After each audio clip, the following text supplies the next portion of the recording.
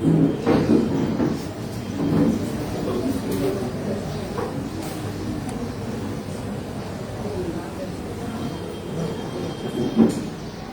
मैं क्या हुआ दिल्ली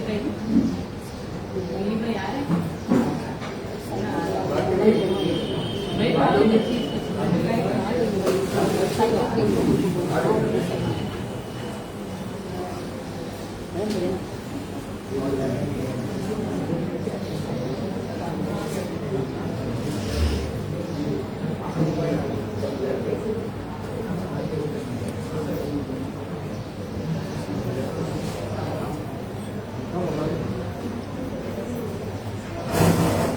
अनंत अनंत सी आत्माओं के चरणों में अनंत से अनंत से लाखों जन को जैन बनाने वाले से ज्यादा गुरुदेवों के चरणों में मिला अनंत से अनंत कर्तव्य दक्षाधिपति परम पूज्य गुरुदेव श्री जी मणिप्रभ सुरेश्वर जी महाराज साहिब दक्ष गणिनी पद विभूषिता गुरुवरेण्य श्री सुलोचना श्री जी महाराज साहिब सुलक्षणा श्री जी महाराज साहिब एवं अत्र विराजित प्रखर व्याख्यात्री मधुर भाषी गुरुवर्य श्री प्रियंजना श्री जी महाराज साहब के चरणों में अनंत से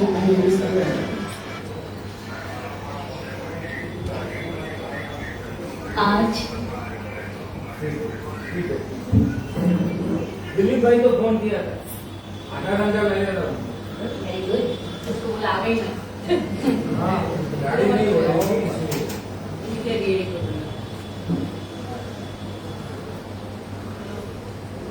आज गुरु पूर्णिमा का दिन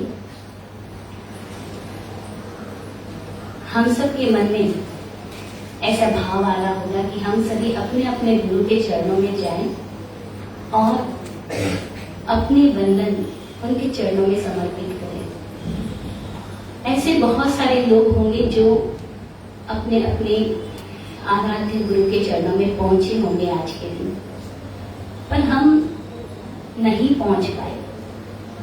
पर यहाँ बैठे बैठे तो हम अपने गुरु का स्मरण कर ही सकते हैं। वैसे देखे तो गुरु गौतम स्वामी से लेकर के अभी तक जितने भी गुरुजन हैं वो सभी हमारे उपकारी हैं। उनका उपकार अनन्य है, हमारे ऊपर अनंत है। तो हम उनको यहीं से स्मरण पूर्वक भाव से वंदना करेंगे। तो सबसे पहले हमारे गुरु का आशीर्वाद हम स्वीकार करते हुए इस कार्यक्रम को शुरू करेंगे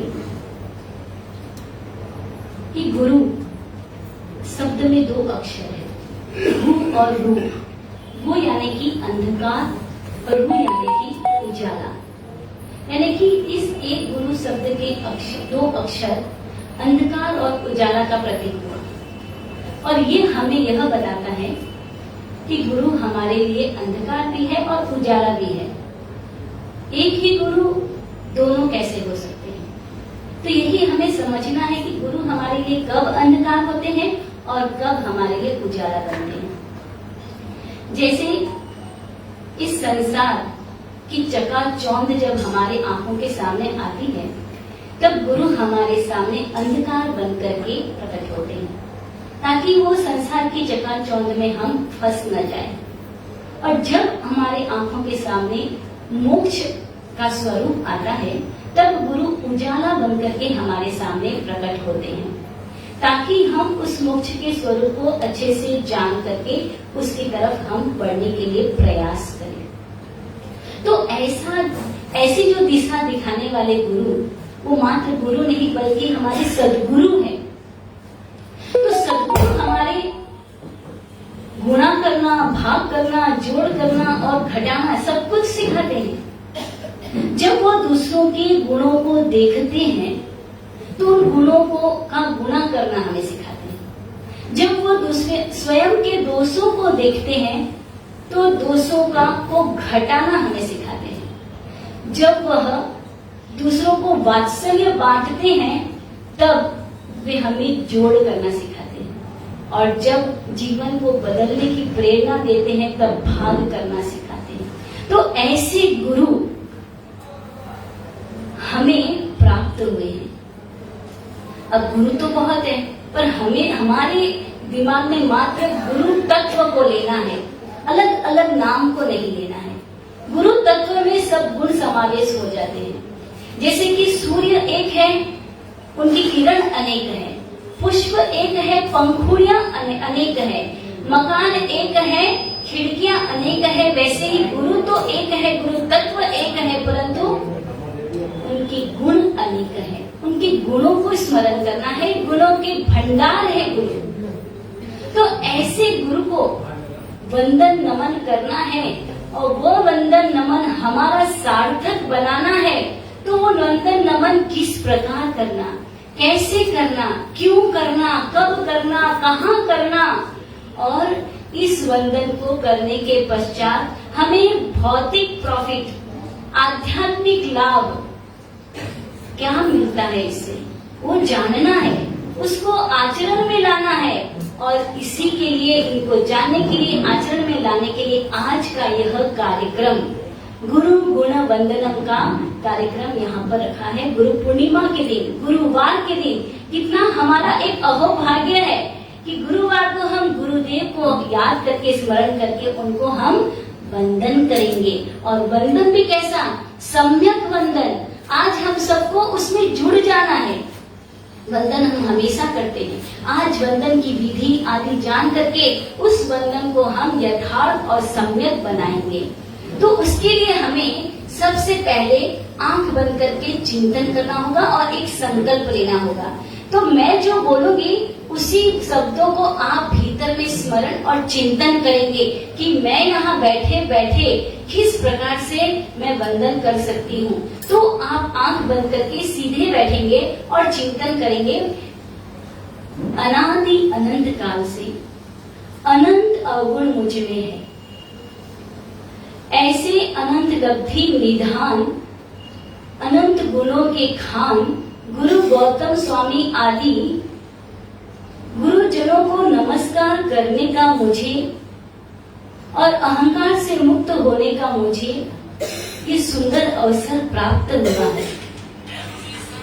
इस पंचम काल में सद्गुणों को प्रकट करने का एक अमूल्य और आत्म कल्याणकारी अवसर गुरु वंदना के माध्यम से मुझे प्राप्त हुआ है। तो हे प्रभु, उपकारी जनों के उपकार भाव को अहो भाव से मैं उनका स्मरण कर उनको वंदन करूं और ऐसा वंदन करूं जिससे मेरे यह वंदना सम्यक और सार्थक बने। बस यही मेरी कामना है। ऐसा विचार करके, हमें संकल्प करके यहाँ बैठना है। अब आगे हमें देखना है कि हमें धर्म रूप में जो जिन शासन मिला है और धर्म जो गुरु मिले हैं, इनको प्राप्त करने के पश्चात हमने अनेक क्रिया की है। धर्म की विधि को भी जाना है, क्रिया भी किया है, हमने सब किया है। पर क्या हम अभी तक उस क्रिया विधि का रीजन या विजन जानने की कोशिश की कि मैं जो आज तक क्रिया करता आ रहा हूँ, वंदन की विधि करता आ रहा हूँ, उसका क्या रीजन है कि मैंने कभी समझा, जानने की कोशिश की? अगर हमने नहीं की, आंख खोल दीजिए, अगर हमने नहीं की है तो समझ लीजिए कि अभी तक हमें अपने आत्मा की अनुभूति का अहोभाव प्रकट ही नहीं हुआ, क्योंकि हमने जाना ही नहीं है और जानने का प्रयास भी नहीं किया है। और जब तक हम वंदन विधि को जानने का प्रयास नहीं करेंगे तो वो यथार्थ वंदना कैसे बनेगी? तो सबसे पहले तो हम जो वंदन करते हैं तो उसके वंदन के पहले उसका रीजन जानना होगा और वंदन करने के बाद उसका जो रिजल्ट आता है उसको भी जानना होगा। अभी अभी महाराज साहब जी यहाँ आए, आप सभी विनय पूर्वक हाथ जोड़ करके वंदन किए। अब बताइए, वो वंदन जो आपने किया ना, उसका क्या लाभ मिला आपको? जिन्होंने भाव से वंदन किया है उस वंदन का क्या लाभ मिला? अगर आपको मैं पूछ रही हूँ तो आप क्या बताएंगे? हमें पता नहीं, अभी तक हमने पता ही नहीं हम वंदन कर रहे हैं। और जो भाव से नहीं किए वो वंचित रह गए, पर जो भाव से जुड़े यथार्थ वंदन किए तो कहते हैं ज्ञानी भगवान, जिस भी व्यक्ति ने भाव से जुड़ करके अहोभाव से जो वंदन किया है, उसका वंदन कहते हैं लाखों भवों तक अब वो किसी का सेवक नहीं बनेगा, वो किसी का नौकर नहीं बनेगा। उसने उच्च गोत्र का बंध कर लिया है। उत्तराध्ययन सूत्र में यह बात आती है कि भगवान से प्रश्न किया गया, 29वें अध्याय में 12वीं गाथा में यह प्रश्न किया गया है कि वंदनेनम भंति जीवेन किम जनयी। प्रश्न है कि वंदन से जीव को क्या लाभ होता है। तब भगवान उसके उत्तर में जवाब देते हैं कि वंदनेनम जीवेन नियागोयम खवेई। वंदन से नीच गोत्र का क्षय होता है और वंदन से उच्च गोयम निबंधने, यानी कि उच्च गोत्र का बंध होता है। और साथ ही सोहगम चरणम अपरिहरम, सौभाग्य को प्राप्त करता है। आना फलम निपते, और उसकी आज्ञा सर्वत्र शिरोधार्य होती है।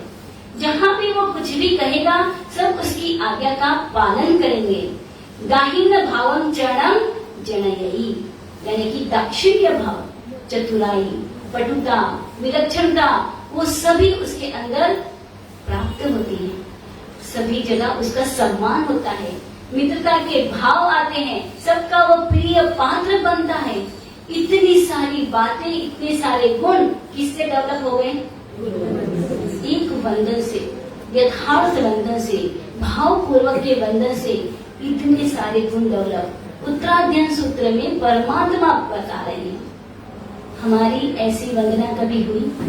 हमें ऐसा अनुभव हुआ कि मैं वैसी वंदना? अभी तो बहुत सारी बातें हम जानेंगे कि किस किस प्रकार से हम वंदना करते आए और कैसी वंदना हमें करनी है। क्योंकि यह समय कैसा है? पानी की तरह निरंतर प्रवाहित है, बहता ही जाता है, बहता ही रहता है। पर कुछ लोग ऐसे होते हैं जो समय के साथ साथ बह जाते हैं और कुछ लोग ऐसे होते हैं कि समय के साथ साथ कुछ प्राप्त कर लेते हैं।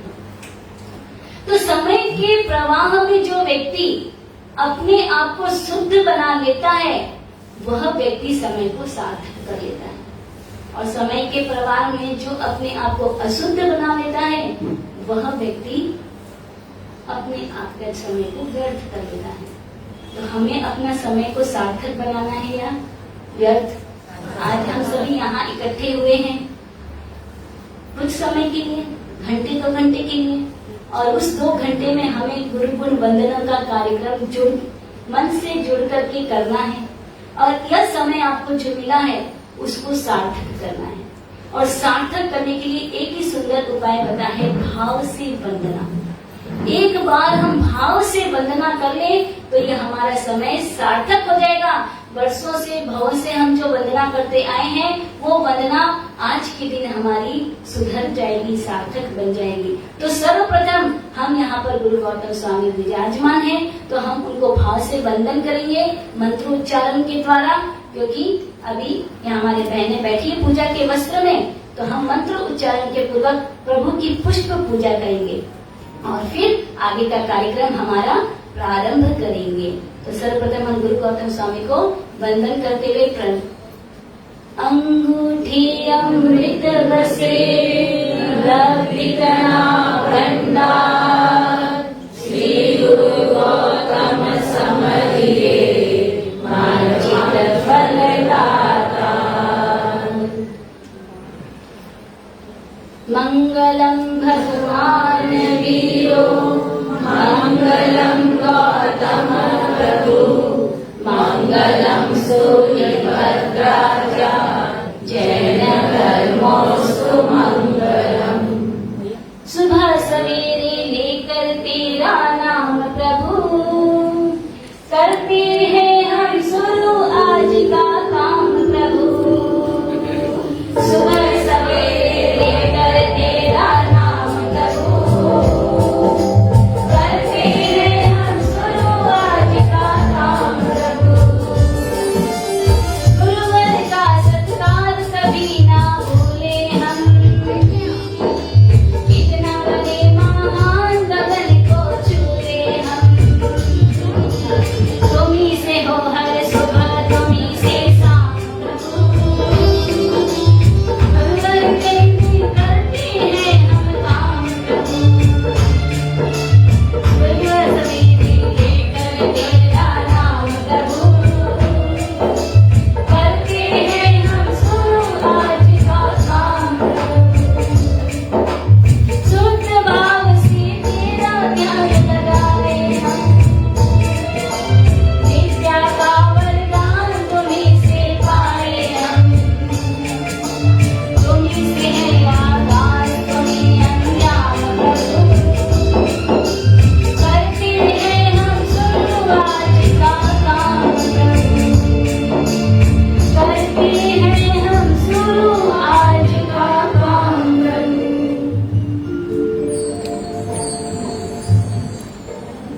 मंत्रोच्चारण पूर्वक हम यहाँ पर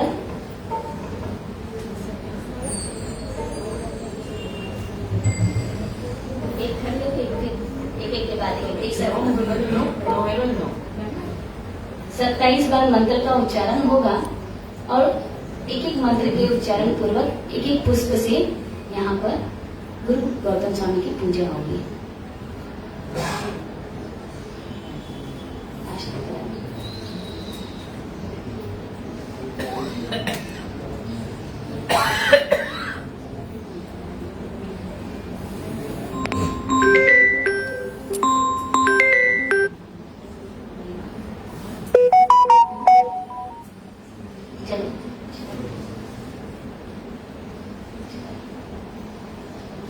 ओम ह्रीं श्रीं अरियतुजाय श्री गौतम स्वामिने नमः।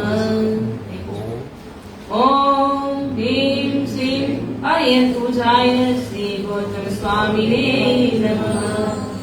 ओम ह्रीं श्रीं अरियतुजाय श्री गौतम स्वामिने नमः।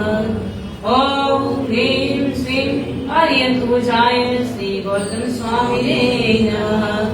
ओम ह्रीं श्रीं अरियतुजाय श्री गौतम स्वामिने नमः।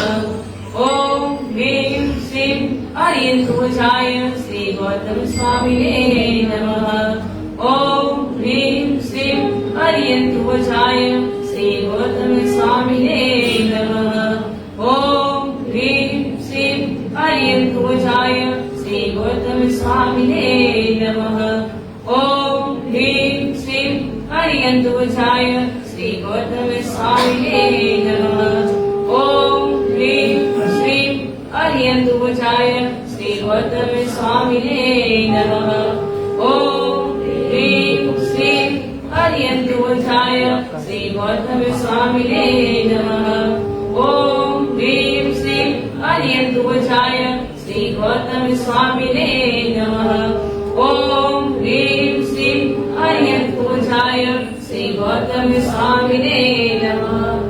ओम ह्रीं श्रीं अरियतुजाय श्री गौतम स्वामिने नमः। ओम ह्रीं श्रीं अरियतुजाय श्री गौतम स्वामिने नमः। ओम ह्रीं श्रीं अरियतुजाय श्री गौतम स्वामिने नमः। ओम ह्रीं श्रीं अरियतुजाय श्री गौतम स्वामिने नमः। ओम ह्रीं श्रीं अरियतुजाय श्री गौतम स्वामिने नमः। ओम ह्रीं श्रीं अरियतुजाय श्री गौतम स्वामिने नमः। ओम ह्रीं श्रीं अरियतुजाय श्री गौतम स्वामिने नमः।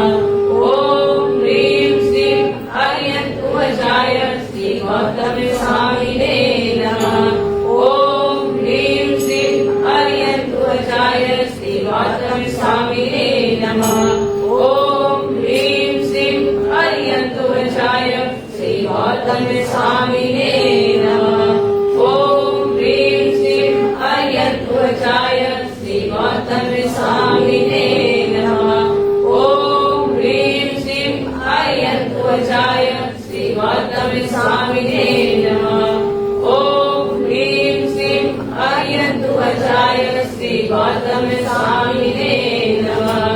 ओम ह्रीं श्रीं अरियतुजाय श्री गौतम स्वामिने नमः। ओम ह्रीं श्रीं अरियतुजाय श्री गौतम स्वामिने नमः। श्री गौतम स्वामिने नमः। श्री गौतम स्वामिने नमः। गुरु मेरी पूजा गुरु गोविंद गुरु मेरे पार ब्रह्म गुरु भगवंत गुरु मेरी पूजा गुरु गोविंद गुरु मेरे पार ब्रह्म गुरु भगवंत। भावों का संस्कार बन जाए ऐसी हो मेरी वंदना। आप लोग अक्सर देखते होंगे सुबह सुबह मम्मी बच्चों को उठा करके तैयार करके स्कूल भेजते हैं। और अगर छुट्टियां हो तो बच्चों को तैयार करके कोई जिम भेज रहा है, तो कोई कराटे की क्लास भेज रहा है, तो कोई संगीत की क्लास भेज रहा है, तो कोई डांस क्लास, ड्राइंग क्लास। इस प्रकार बच्चों को अलग अलग क्लास में ज्वाइन करते हैं, उनको भेजते हैं। और कुछ मम्मियाँ ऐसी भी होती है जो सुबह सुबह बच्चों को तैयार करके मंदिर लेकर आते हैं, गुरु भगवान के उपासने में लेकर आते हैं और उन्हें सिखाते हैं कि अपने बच्चों को कि किस प्रकार से वंदन किया जाता है। अब जब माँ अपने बच्चे को सिखा रही है कि वंदन ऐसा करना चाहिए, उस समय कोई बच्चा तो सीख करके वंदन कर लेता है और कोई बच्चे ऐसे होते हैं कि वो सिखाने पर भी नहीं करता है। पर कुछ बच्चे ऐसे होते हैं कि जैसे ही उपासना में प्रवेश करते हैं, मम्मी की अंगुली को छोड़ करके भाग करके गुरु के पास आकर के उनके चरणों को पैर लगा करके स्पर्श करके हाथ जोड़ करके वंदन करते हैं। तो अब बताइए कि कोई व्यक्ति को सिखाने पर वंदन कर रहा है और कोई व्यक्ति बिना सिखाए भी वंदन कर रहा है, तो ऐसा कैसे? ऐसा भी होता है। तो कहते हैं यह भव के संस्कार है, उन्हें सिखाना या कहना नहीं पड़ता है, सहजता से ही वो गुरु भगवत को देखते ही अपने आप जाते हैं और वंदन करते हैं। उनके पास कोई शब्द नहीं है, कोई भाषा नहीं है, कोई विधि नहीं है, फिर भी वो अपने भाव व्यक्त कर देते हैं गुरु को के चरण स्पर्श करके, हाथ जोड़ करके। उन्हें कुछ अलग अनुभूति होती है। तो क्या हमारा वंदन जो हम वंदना करते आए हैं वो हमारी वंदना सिखाई गई है या भव के संस्कार से निर्मित हुई है? क्या हम चेक करेंगे? अपने आप को चेक करना है कि हमारी कौन सी वंदना है। जैसे आपको बताती हूँ, सिखाई गई वंदना ऐसी होती है जिसमें व्यक्ति मन में आता है तो वंदन करने चला जाता है। कभी कभी देखता है कि सभी करते हो तो वंदन कर लेता है, सामूहिक वंदन हो रहा है तो कर लेता है। कभी इच्छा हुई है तो वंदन, कभी जरूरत पड़ी है तो वंदन। आया आज मुझे कुछ काम है, आज मेरी एग्जाम है, तो गुरु को वंदन कर लिया। तो इस प्रकार उसके वंदन में ये भाव होते हैं। और दूसरा है संस्कार को प्राप्त करके की गई वंदना। जब व्यक्ति के भीतर एक संस्कार होते हैं तो वो वंदन करने के लिए घर से निकलता है ना, उससे पहले ही उसके भीतर में ऐसा एक उल्लास होता है और वो भावना भाने लग जाता है कि गुरुदेव मैं आपके वंदन करने के लिए शीघ्र से शीघ्र आप तक पहुंचूं, इसके लिए ऐसी कृपा दृष्टि मुझ पर बरसाए। और इस प्रकार की भाव भाते में ही वह बाहर निकला है। और वहां निकलने के पश्चात भी जिस गली में वो पहुंचा है जहाँ पर उपाश्रय है, उस उपाश्रय में को देखकर भी उसके हाथ जुड़ जाते हैं, भाव से वंदना निकल जाती है। वंदन करते हैं, उनके दृष्टिकोण में उसकी नजर के सामने गुरु भगवंत होते हैं। बस ऐसा अहोम भाव भीतर में उमड़ा हुआ होता है।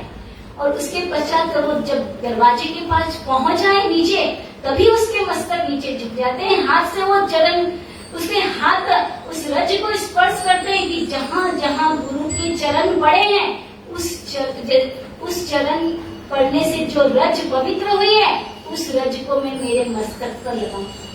वो रज इतनी पवित्र हो गई है, उस भाव से वो वहां आगे बढ़ता है। दरवाजे के पास पहुंचा है, गेट में एंट्री की है, गुरु के दर्शन हुए, अहो भाव से पुलकित हो जाता है, रोमांचित हो जाता है और पहुंचता है गुरु के पास। और फिर वो भाव से वंदन करता है। वो वंदन कौन से हुआ? संस्कार वंदन। वो संस्कार वंदन है। पहले वंदन में सिखाया जाता है कि इस प्रकार से खमासना देना, इस प्रकार से अंगूठियों में बोलना, इचकार बोलना, और वैसे जैसा सिखाया गया है वैसी विधि हम कर देते हैं। परंतु इसमें संस्कार होते हैं, वो भीतर से उमड़ता है और भीतर से ही भाव आते हैं। तो क्या हमारी वंदना सिखाई गई वंदना है या संस्कारित वंदना है? अगर संस्कारित वंदना है तो उसमें कुछ कहना नहीं पड़ेगा आपको। वो अपने आप ऑटोमेटिकली सब भाव आएंगे और वंदन हो जाएंगे। अगर हमारी वंदना सिखाई गई है तो समझ लेना कि अब हमें उसको संस्कारित बनाना है। उसके लिए हमारे भीतर में वैसा यथार्थ वंदना के भाव जगाना है। जैसे कि आपने सुना होगा कि दो भाई सुनचंद्र, एक भाई और एक बहन। भाई को वैराग्य हुआ और दीक्षा अंगीकार कर ली। ज्ञान, ध्यान, तप, साधना, आराधना से वे अपने जीवन को आगे बढ़ाते हुए वो आचार्य बने। उनका नाम रखा गया शीतलाचार्य। और यहाँ बहन की शादी हुई और बहन के 4 लड़के हुए और जन्म से ही माँ ने अपने बच्चों को एक ही संस्कार दिए कि बेटा तुझे मामा मासा के पास दीक्षा लेनी है। एक ही बात। और यह बात जब बचपन से उनके कानों में गई है, वो बच्चे वैराग्य वासित हुए हैं। बड़े होते ही उनके भीतर में एक भाव उमड़ा है कि मुझे मेरे मामा मासा के पास जाना है, उनको वंदन करना है, उनके पास जाके दीक्षा लेनी है। और ऐसा अहोभाव यानी कि इतना वैराग्य प्रबल हो गया कि वो चाहने लगे कि अब अगर आज भी मेरे गुरु भगवान आ जाए तो मैं उनके पास जाकर के दीक्षा ले लूंगा। अब गुरु भगवान आज की आज आ तो नहीं सकते थे, पर वैराग्य इतना प्रबल उत्कृष्ट हो गया था कि अब उनसे रहा नहीं जाता था। जो गुरु भगवान आचार्य भगवान थे उनके पास ही वो दीक्षा ले लिए। दीक्षा लेने के बाद उन गुरु महाराज से आज्ञा लेकर के कहते हैं कि हमें अपने मामा मासा के पास जाना है, अब हमें आज्ञा प्रदान कीजिए। 4 मुनि भगवान थे, अभी अभी दीक्षा लिए हैं, भाव वंदन के हैं, जाना है दर्शन के लिए, वंदन के लिए। निकल पड़े विहार करने। जहाँ मामा मासा है पहुंचे, 1 दिन की दूरी है और भीतर भाव उमड़ रहा है, गुरु वंदन करना है। आज हम पहुंच जाएंगे, आज हमें दर्शन मिलेगा, आज गुरु वंदन का सुंदर अवसर मिलेगा, मौका मिलेगा। भीतर में इतना उमड़ रहा है भाव। और जिस दिन उनको पहुंचना है शाम को, और जिस गांव में पहुंचना है वहां पर नदी में पूर आ गए और अब वो वहां उस गांव में पहुंच नहीं सकते। इस नदी के इस पार में शाम को उनको रुकना पड़ा। रुकने से अब उनको पश्चाताप होने लगा कि हम इतने दिन से मामा मासा को वंदन के भाव से निकले हैं और आज तो पूरी आशा थी कि आज हमें गुरु महाराज मिल जाएंगे और आज वंदन हो ही जाएंगे, पर हमारा भाग्य कैसा है, प्रबल नहीं है और इस कारण से आज दर्शन वंदन का अवसर प्राप्त नहीं हुआ। अंदर घोर पश्चाताप और भीतर भाव वंदन के कि अगर हम पहुंच जाते तो इस प्रकार आज गुरु के चरण को भेड़ते, चरण स्पर्श करते, अहो भाव से वंदन करते। इस प्रकार वो वंदन यहीं से ही करने लगे। पश्चाताप हो रहा है कि मिले नहीं और भाव हो रहा है कि वंदन हम कर रहे हैं और चारों के चारों शुद्ध भाव से यथार्थ वंदन करते हैं और वही कर्मों को तोड़कर केवल ज्ञान प्राप्त कर लेते हैं। और वहां मामा मासा इंतजार कर रहे हैं कि सुबह हो गई, अब तो पानी में से पूर्व भी चला गया है, तो अब तो पहुंचना चाहिए, आना चाहिए, पर आए क्यों नहीं। अब वो केवली बन गए हैं, अब वो वहाँ आचार्य है, तो केवली का अब आचार नहीं होता है कि वो आचार्य भगवान को वंदन नमन करे। अब जब देखा आचार्य भगवान ने कि गुरु भगवान नहीं है, तो भांजी महाराज आ नहीं रहे, तो स्वयं पहुंचे, उनको सिखाया कि अभी तक ये उठ नहीं रहे, आ नहीं रहे हैं, तो उन्होंने स्वयं वंदन किया कि अब नए नए मुनि है, समझते नहीं है, मैं वंदन करूंगा तो ये सीख जाएंगे। तो उन्होंने वंदन किया, तब केवलियों ने क्या कहा, आपने द्रव्य वंदन किया है, भाव वंदन तो अभी तक आपने नहीं किया। तो आपको कैसे पता? आपकी कृपा से, ज्ञान से। अभी दीक्षा ली, अभी केवल ज्ञान हो गया, उनको घोर पश्चाताप हुआ और मामा मासा को भी केवल ज्ञान हो गया। यह है वंदन की महिमा, वंदन में ताकत केवल ज्ञान भी ला सकती। ऐसे गुरु भगवंतों को वंदन करेंगे हम। वंदना वंदना भावे करूं वंदना, वंदना वंदना भावे करूं वंदना, वंदना वंदना भावे करूं वंदना, वंदना वंदना भावे करूं वंदना, वंदना वंदना भावे करूं वंदना।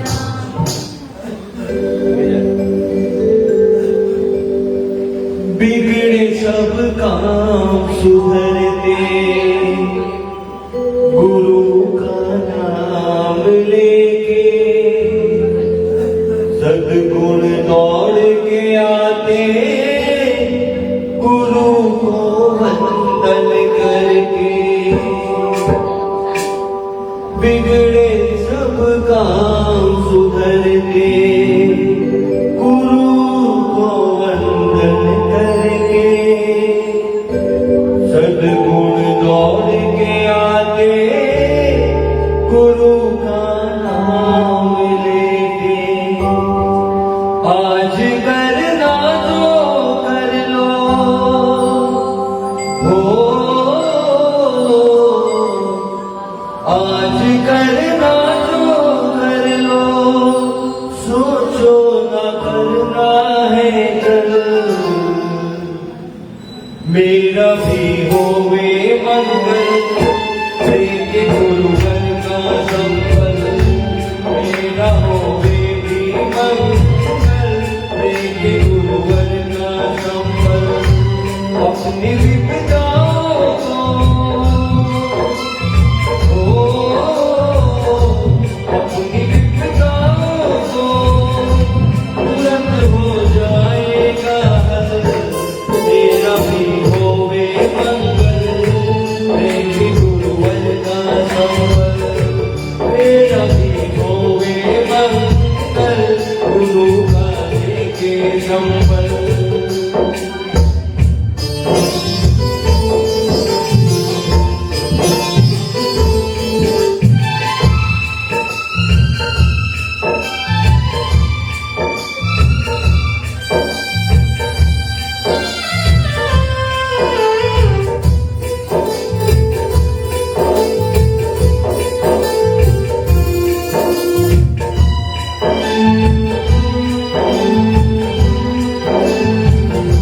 गुरु ना होते जग में कैसे हम पार पाते, अपनी आदतों को कैसे सुधार पाते। गुरु ना होते जग में कैसे हम पार पाते, अपनी आदतों को कैसे सुधार पाते। गुरु आवाज करते, ओ गुरु आवाज करते, पाले धर्म का बल। मेरा भी होवे मंगल, लेके गुरुवर का संबल। मेरा भी होवे मंगल, लेके गुरुवर का संबल।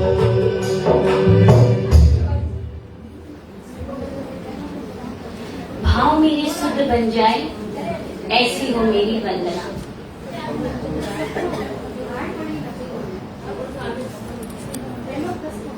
क्या बात कही मैंने दी? भाव मेरे शुद्ध बन जाए। बोलिए बोलिए, बोलने से भी शुद्ध हो जाते हैं। भाव मेरे शुद्ध बन जाए, ऐसी हो मेरी वंदना। माताएं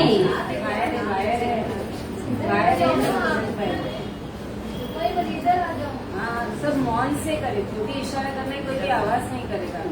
थोड़ा अनुशासन रखो, मौन से करे, इशारा से करो। देखिए, हम जो भी एक्शन करते हैं ना, उसके साथ एक इमोशन भी प्रकट होता है। हर एक्शन के साथ एक इमोशन होता है। जैसे कि मैं आपको इस प्रकार से क्या बोली हूँ मैं, है ना, तो आप समझ गए। और अगर मैं आपको कह रही हूँ पीछे जाए, और ऐसे करती हूँ तो ऐसे करती हूँ तो मेरे एक एक्शन में एक इमोशन भी साथ में है। और अगर मैं केवल ऐसे कर रही हूँ तो आपको क्या लगेगा? अर्थात हाथ तो हिला रहे, पर किसको कह रहे हैं, आगे कह रहे हैं कि नहीं कह रहे हैं, कुछ पता नहीं चलेगा। तो इसमें हमें समझना है कि एक्शन हम कर रहे हैं, पर वो इमोशन बिना की है तो वह एक्शन हमारा रियल है कि रोबोटिक है। हम लोग बिहार कर रहे थे ना, तो जहाँ पर होटल होती है और हाईवे में बहुत सारी गाड़ियां जाती है, तो वहां कहीं तो व्यक्ति खड़ा रहता है, वो सबको ऐसे होटल में आने के लिए ऐसे ऐसे करता रहता है, और कहीं तो रॉबर्ट खड़ा कर देता है, कोई एक पुतला खड़ा कर देता है और उसके हाथ ऐसे ऐसे से हिलते रहते हैं। तो रियल है कि रोबोटिक है? तो क्रिया बंधन भी कैसे होती है? एक मात्र काया से होती है और एक भाव से भी होती है ना। केवल काया से जो क्रिया होगी वो एक्शन, और साथ में जब भाव इमोशन जुड़ेंगे वो क्या होगा? एक्शन विद इमोशन के साथ। तो हम एक्शन विद इमोशन के साथ जब बंधन करते हैं तो इससे क्या लाभ होता है? इससे क्या होता है? इससे क्या फर्क पड़ता है? तो कहते हैं एक्शन के साथ जब इमोशन जुड़ता है तो वो भावपूर्वक, अहोभावपूर्वक विशुद्ध भाव से जो वंदना होती है उससे गुरु की आत्मा और आपकी आत्मा दोनों के साथ कनेक्टेड होता है, जुड़ती है, दोनों की आत्मा जुड़ती है। और ये आत्मा जुड़ती है तो क्या होता है? ये आत्मा कैसे जुड़ी, कनेक्टेड कैसे बनी? तो कहते हैं कि जब व्यक्ति वंदन करता है तो उसके भीतर में एक ऐसा भाव आता है कि आपके जैसा मैं बनूं, आप जैसी आराधना करते हैं, आपके अंदर जो गुण है, आपके अंदर जो ज्ञान है, वैसे गुण मेरे भीतर आए, वैसा भाव मेरे भीतर आए। और सुबह सुबह जब मैं बाहर आई तो ये पूजा, मूर्छ पूजा आई और वंदन करने लगी और सीधे यही हाथ जोड़ के कहने लगी, शीघ्र से शीघ्र हम भी आपके जैसे बने, आपके गुण मुझ में आए, आपके जैसा ज्ञान ध्यान मुझ में आए। तो वो भीतर में एक भाव आए यथार्थ वंदन करने के। और जब वो उत्कृष्ट भाव से व्यक्ति वंदन करता है तो समझो ना, आपके भाव शुद्ध हुए बिना रह ही नहीं सकते।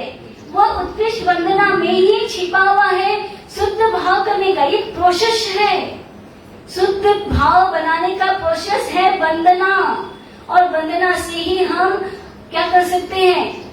संस्कार वंदना बना सकते हैं, यथार्थ वंदना बना सकते हैं, क्योंकि यही हमें गुरु तत्व से जोड़ता है, कनेक्टर करता है। और जब गुरु के साथ व्यक्ति का कनेक्शन हो जाता है, एक गुरु की आत्मा और आपकी आत्मा का जब कनेक्शन होता है तब क्या होगा? अपने आप से उनकी कृपा रूपी करंट अपने आप पास होने लगेगा। कनेक्शन ही नहीं होगा तो कृपा का करंट कैसे पास होगा? ये वायर में कनेक्शन होता है तभी करंट पास होता है। तो वैसे ही हमें कनेक्शन करना होगा, जुड़ना होगा, संबंध बनाना होगा गुरु तत्व से। जैसे कि गुरुदेव यहाँ पर बैठे हैं, पाठ पर विराजमान हैं और आप लोग बाहर से अंदर आ रहे हैं, तो बताइए क्या हम खड़े होकर के आपको वंदन करेंगे? करेंगे? इतना मुश्किल हो रहा है जवाब देना। किसी को पता भी नहीं है कि क्या करना चाहिए गुरु को, है ना? गुरुदेव क्या करेंगे? खड़े होंगे? जोर से आवाज तो निकले, नहीं खड़े होंगे। और वही आप सब पूरे हॉल में बैठे हैं और गुरुदेव बाहर से अंदर आ रहे हैं, उस समय क्या होगा? हाँ, बराबर आवाज आई। पहले में तो आपको डाउट लग रहा था कि खड़ा होना चाहिए कि नहीं, गुरु को क्या पता कुछ नियम होगा उसमें खड़े हो सकते होंगे। तो जब गुरु अंदर आ रहे तो सभी खड़े होंगे। क्यों खड़े हुए? उनके भीतर भी ये ज्ञान है, नॉलेज है कि गुरुदेव वंदनीय है, पूजनीय है, उनको वंदन करना है, इसलिए रेस्पेक्ट के स्वरूप में, विनय रूप में खड़ा होना है। तो ये वंदनीय पूजनीय के भाव, अहो भाव, ये भीतर के विशुद्ध भाव वंदना में रही हुई है जो गुरु तत्व से हमें जोड़ती है। और जब ये आत्मा की अनुभूति होती है तो ये संस्कार वंदना बन जाती है। तो इसमें किसी भी प्रकार से उनको कुछ सिखाना नहीं पड़ता है, कुछ कहना नहीं पड़ता है और वह सहजता से भावपूर्वक वंदना करने लग जाता है।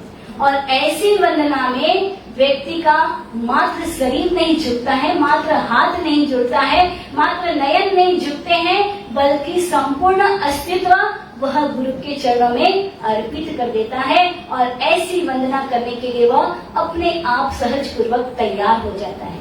तो क्या हमारे भाव ऐसे बने, शुद्ध बने, ऐसी वंदना हमारी बनी? अगर नहीं बनी है तो हमारे भाव को शुद्ध करने के लिए उत्कृष्ट भाव पूर्वक आज हमें ये गुरु को याद करते हुए, उनके गुणों को याद करते हुए, स्मरण करते हुए अपने अपने दिमाग में अपने अपने गुरु भगवंतों को याद करके भावों से वंदन करने के लिए हम सबको जुड़ जाना है। वंदना वंदना भावे करो वंदना, वंदना वंदना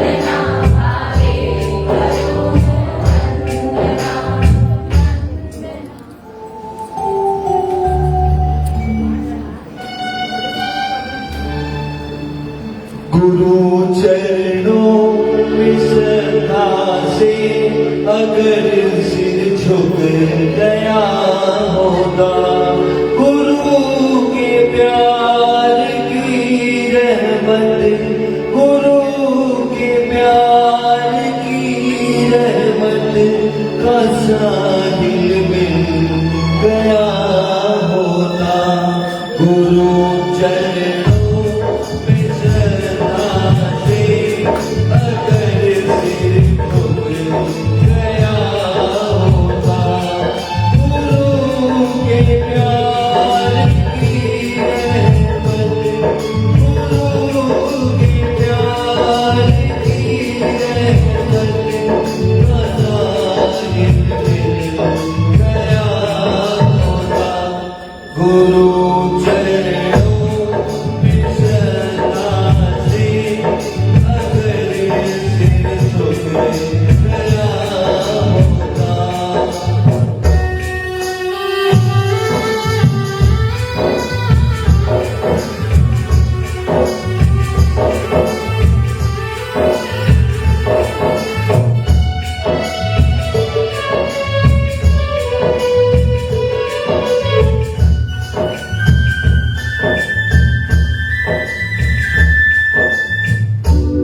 गुरु दर पे तो आते हो, मगर मन और नहीं होता। गुरु दर पे तो आते हो, मगर मन और नहीं होता। सुखों में भूल जाते हो, सुखों में भूल जाते हो, दुखों में खूब है रोता। सुखों में भी गुरु चरणों में आकर झुक गया होता। गुरु के प्यार की रहमत का साहिल मिल गया होता। गुरु चरणों में श्रद्धा से अगर सिर झुक गया होता।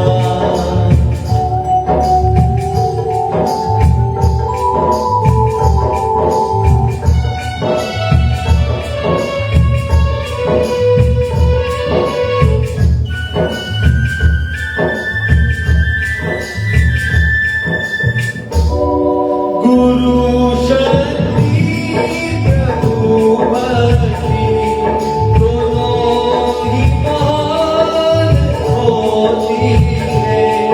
गुरु से ही मेरे बसों, गुरु से ही मेरे बसों प्रभु पहचान होती है।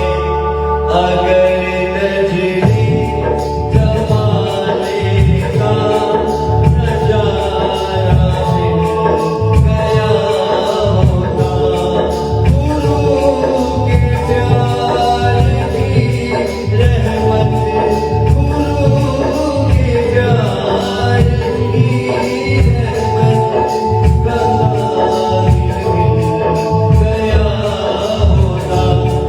गुरु चरणों में श्रद्धा से अगर सिर झुक गया होता।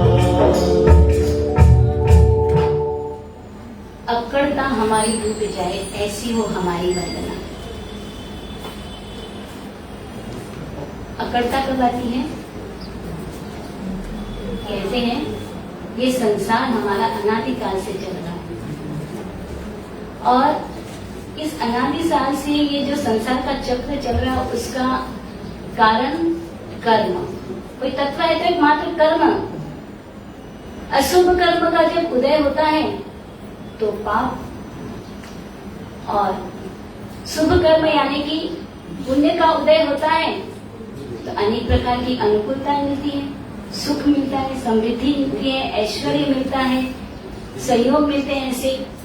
तो जब इतनी सारी अनुकूलताएं मिले हमें, इतनी सुख समृद्धि संपत्ति हमें मिले, उस समय बताइए कि अकड़ता बढ़ती है कि नम्रता बढ़ती है? क्या बात करते हैं, बहुत अच्छा सुंदर जवाब दिया आपने। अकड़ता बढ़ती है कि नम्रता? तो भाई ने कहा कि नम्रता बढ़ती है। और कहते हैं कि जैसे जैसे अनुकूलता बढ़ती है, सुख समृद्धि आती है, तो अकड़ता बढ़ती है और नम्रता घटती है। तो यह नम्रता हमारी घटने लग जाती है।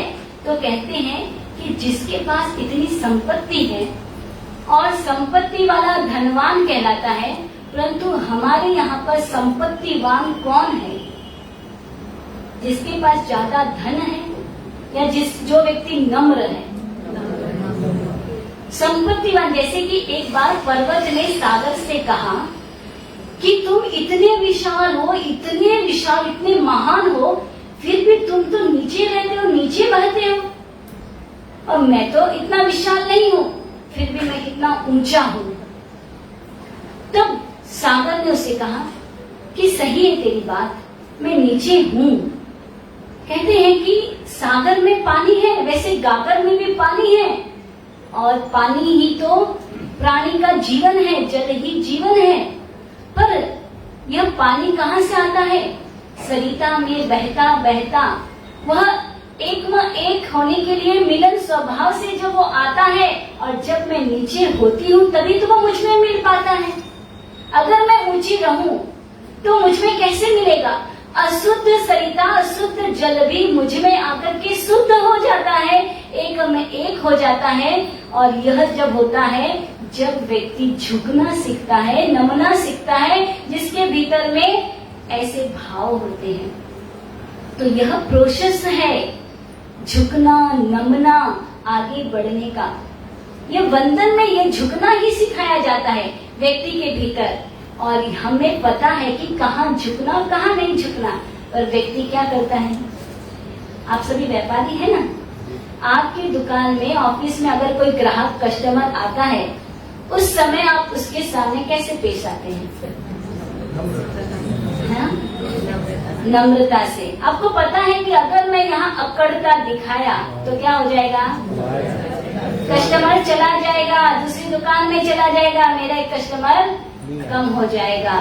तो यहाँ हमें पता है, पर यह जो आप उसके सामने नम्रता से पेश आ रहे हैं, वहाँ पर स्वार्थ छिपा हुआ है। क्योंकि स्वार्थ से भी व्यक्ति झुकता है और निस्वार्थ से भी व्यक्ति झुकता है।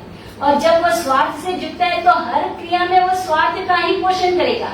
निस्वार्थ भाव से जो झुकेगा वह संस्कार भाव को, यानी कि वंदन को निर्मित कर देगा। तो उसे पता है। और जो व्यक्ति निस्वार्थ भाव से वंदन करता है, निस्वार्थ भाव से किसी के सामने नम्रता से पेश आता है, तो समझ लेना कि उसके भीतर में आत्मा का नेचर है। उसे पता है कि आत्मा के गुण है, और आत्मा का गुण है नम्र रहना, विनय पूर्वक रहना, सबके साथ अच्छा व्यवहार करना। और इस दृष्टिकोण से वह सबके साथ निस्वार्थ भाव से वह पेश आता है। तो हमें देखना है कि यह जो हम बाहर की व्यवहारिक क्रिया कर रहे हैं, वह हमारी कैसी है? आत्मिक है या मात्र व्यवहारिक ही है? हम जो वंदन कर रहे हैं, जो लोगों के साथ हम पेश आ रहे हैं, वह तो लोगों को हम वंदन करते हैं, नमस्कार करते हैं, प्रणाम करते हैं, अनेक क्रिया हमारी लोगों के साथ चलती है, वह व्यवहारिक है या आत्मिक है? क्योंकि कहते हैं धर्म यानी मालूम आपको स्वभाव, नेचर। जीव का एक नेचर होता है, हर द्रव्य का नेचर होता है, जीव तत्व लो या अजीव तत्व लो। जीव तत्व का नेचर क्या है? अकड़ता, अहम, अहंकार, ये जीव तत्व का नेचर है, स्वभाव है ये आत्मा का। आत्मा का स्वभाव है विनय, क्षमा, संतोष, सरलता, नम्रता, यह आत्मा का स्वभाव है। और इस नेचर को जो व्यक्ति समझ लेता है और फिर वो वंदन करता है, तो उसे कभी अहंकार नहीं आता। उसका अहंकार, अकड़ता अपने आप छूट जाती है। अकड़ता आती कहां से है? अकड़ता आती कहां से? जब उसको अनुकूलता मिलने लगती है, उसको अनेक प्रकार की संपत्ति सहयोग मिलने लगते हैं, उसके साथ कोई होता है, तब वो व्यक्ति के अंदर अकड़ता आती है। अकेले व्यक्ति के अंदर अकड़ता नहीं आती है। मैं अकेला हूँ, मेरे पास क्या है? क्योंकि अकेला कब मानता है व्यक्ति? मैं आत्मा हूँ, आत्मा अकेली आई है और अकेली जाने वाली, तो वो अपने आप को अकेला मानेगा और वो सोचेगा कि मैं किसके लिए अकड़ता उत्पन्न करूँ, किसका अहंकार करूँ, क्या है मेरा, मैं क्या लाया, मैं क्या ले जाने वाला हूँ। तो वो व्यक्ति अकड़ता नहीं लगता है। पर जिसके भीतर में अकड़ता आती है, तब वह सोचता है मेरे पास कुछ है, मेरे पास कोई है, और ये कुछ है और कोई है जब भीतर में आता है तो अकड़पन आ जाता है। और जिसके भीतर में ये कुछ और कोई का प्रश्न ही नहीं है, वो अपने आप को अकेला मानता है, तो वह आगे बढ़ता है। उसके अंदर अकड़ता नहीं आती है, उसके अंदर पुण्य बढ़ता है, वो सब जगह आगे विजय को प्राप्त करता है।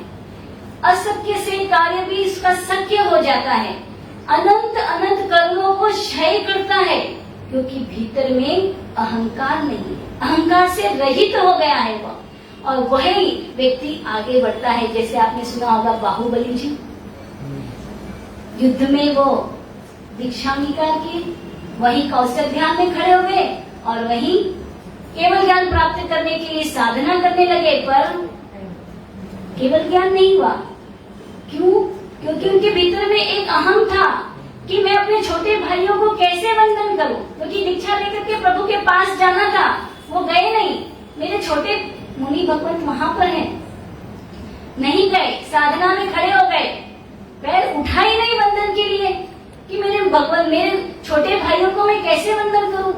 तब बहनें आती है, प्रतिबोध देती है, और जब वो प्रतिबोधित होते हैं तब भीतर में पश्चाताप होता है, ये मैंने क्या विचार किया, ये मेरे गलत विचार है, और अपने आप पश्चाताप करते हुए अपने भाइयों को, भाई मुनियों को वंदन करने के लिए जैसे ही वो कदम बढ़ाते हैं, वंदन के भाव आए, अहो भाव से वो वंदन के लिए पैर उठाए और वही उनके कर्म क्षय हो गए, केवल ज्ञान हो गया।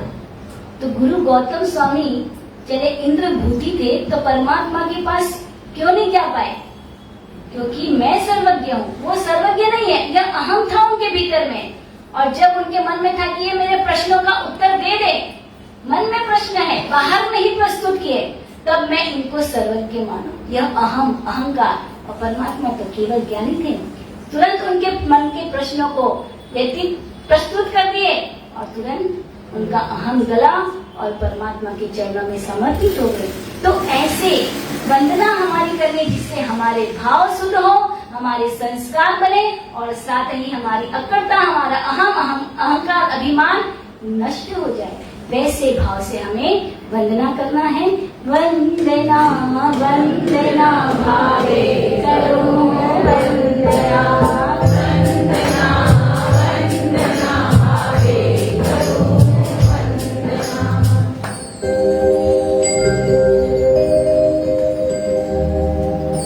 क्यों मैं भटकूं यहाँ से वहाँ, इनके चरणों में सारा जहां, सारे मतलब के रिश्ते यहाँ, खुशियों का खजाना यहाँ, हरदम रहते मेरे साथ है, मुझको डरने की क्या बात है। गुरु ने पकड़ा मेरा हाथ है, मुझको डरने की क्या बात है।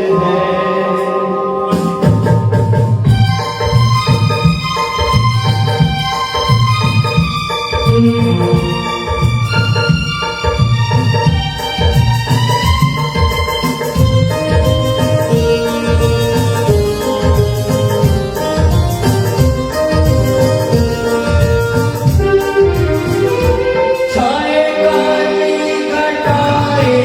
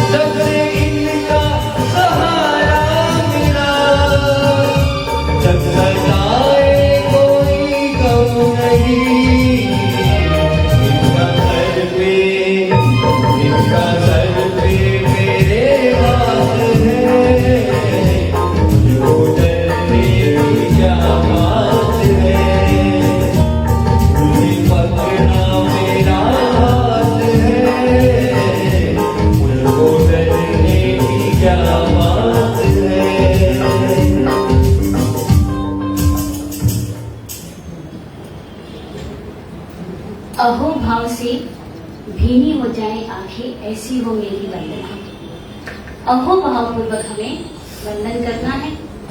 हम अपने माता पिता को भी वंदन करते हैं और गुरुजनों को भी वंदन करते हैं, पर माता पिता को जो हम नमन प्रणाम करते हैं वह विनय पूर्वक करते हैं, परंतु गुरुजनों को जो हम वंदन करते हैं वह समर्पण भाव से करते हैं। तो आज हम जो गुरु को वंदन कर रहे हैं उसमें हमारी समर्पण भाव होना है।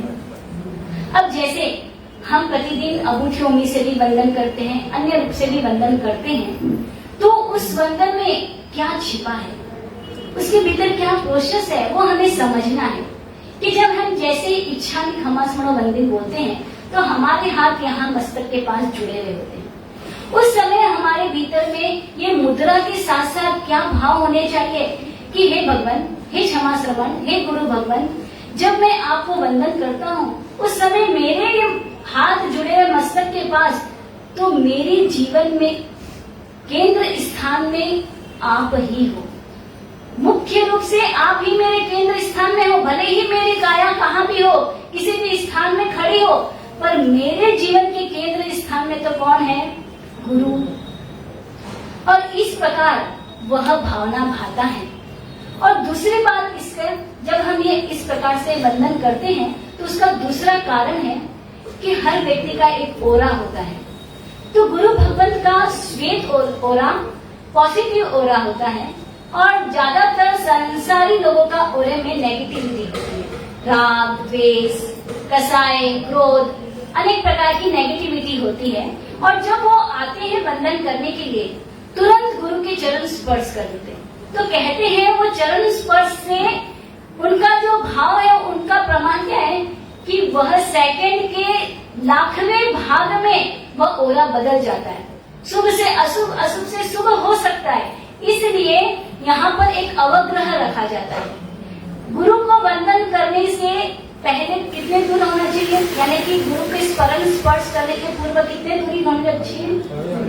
3.5 हाथ दूरी से वंदन किया जाता है। उसे कहते हैं अवग्रह। अवग्रह को तुरंत पार नहीं करते हैं। वंदन के पश्चात वहाँ पूछा जाता है, आज्ञा ली जाती है, फिर वंदन किया जाता है, क्योंकि ओरा श्वेत होता है, शुभ होता है और वह बदल सकता है। तो उसके लिए कभी हम मंदिर भी जाते हैं ना, आपको पता है हम परमात्मा के पास एक क्षण रुकते हैं, फिर प्रदक्षिणा देते हैं। गुरु भगवंत को भी प्रदक्षिणा देने की प्रणाली है। जैसे कि आज गुरु पूर्णिमा है, सब जन गुरु को भी प्रदक्षिणा देते हैं। जैसे हम दादावाड़ी जाते हैं तो गुरु भगवान बैठे होते हैं वहाँ पे, हम वहाँ भी प्रदक्षिणा देते हैं। तो उस प्रदक्षिणा का क्या कारण से देते हैं? परमात्मा में तो अनंत ज्ञान, अनंत दर्शन, अनंत चारित्र गुण है। तो वह गुण मेरे भीतर भी आए, ऐसी भावना हम भाते हैं। और जैसे जैसे हम प्रदक्षिणा देते हैं वैसे वैसे उस भाव में शुद्धि होने लगती है। हमारे भीतर भी पॉजिटिव ऊर्जा आने लगती है, उनका प्रभाव हम पर आता है और उस समय हम एक अलग ऊर्जा को प्राप्त करते हैं, सुख ऊर्जा से की अनुभूति करते हैं। तो इस प्रकार हम गुरु को वंदन करते हैं। तो जैसे अभी हम 3 बार प्रदक्षिणा देते हैं, वो संकल्प को दृढ़ करने के लिए और अंदर से गुण प्रकट करने के लिए। अब अहोभाव पूर्वक जब व्यक्ति वंदन करता है तो उस समय उसका मस्तक जमीन पर स्पर्श होता है। वह उस गुरु के चरण रज को मस्तक पर लगाते हुए वह भावना भाता है कि मेरे भीतर में जो बुद्धि है, मेरे मस्तक में जो बुद्धि है और मेरे अंदर जो मिथ्या ज्ञान है, वह सभी मैं आपके चरणों में अर्पण कर रहा हूँ। वो अर्पण कर रहा है। अब व्यक्ति ऐसा सोचा और अर्पण किया तो क्या उसकी मिथ्या धारणा निकल गई? उसकी बुद्धि सुधर गई?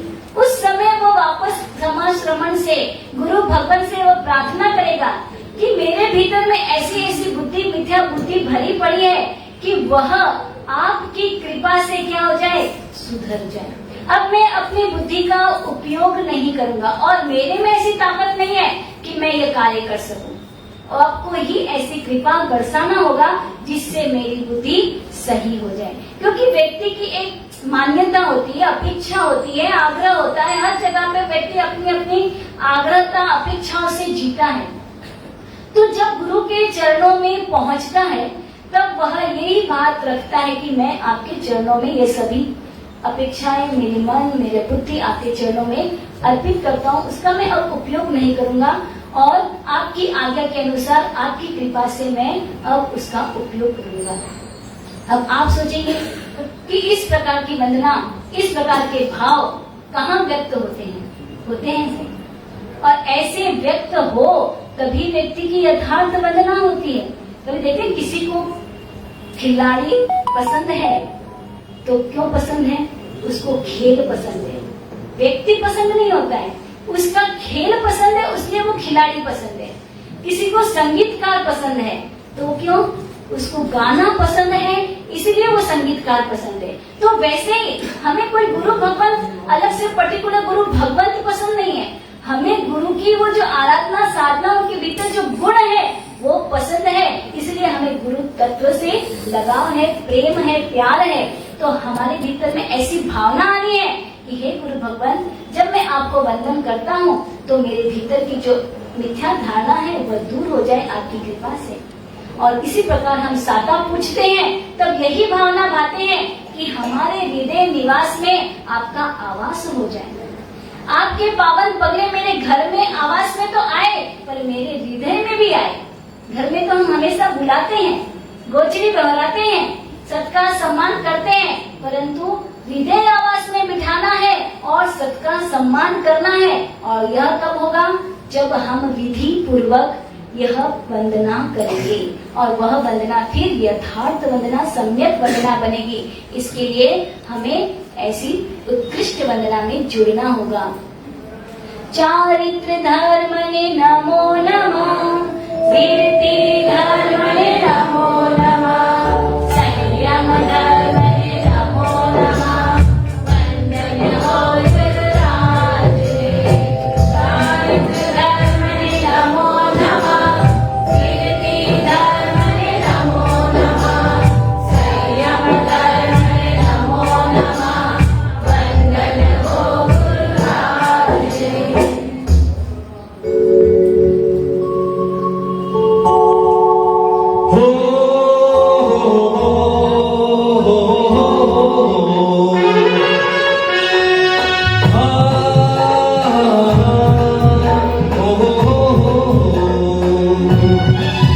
सतगुरु के दर आओ, सत्संगी बन जाओ, कुछ ज्ञान पाओ, गुरु से कुछ ज्ञान पाओ, कुछ ज्ञान पाओ, गुरु से कुछ ज्ञान पाओ। कर जोड़े सत हो गए, चरणों में झुक जाओ, कुछ ज्ञान पाओ, गुरु से कुछ ज्ञान पाओ, कुछ ज्ञान पाओ, गुरु से कुछ ज्ञान पाओ।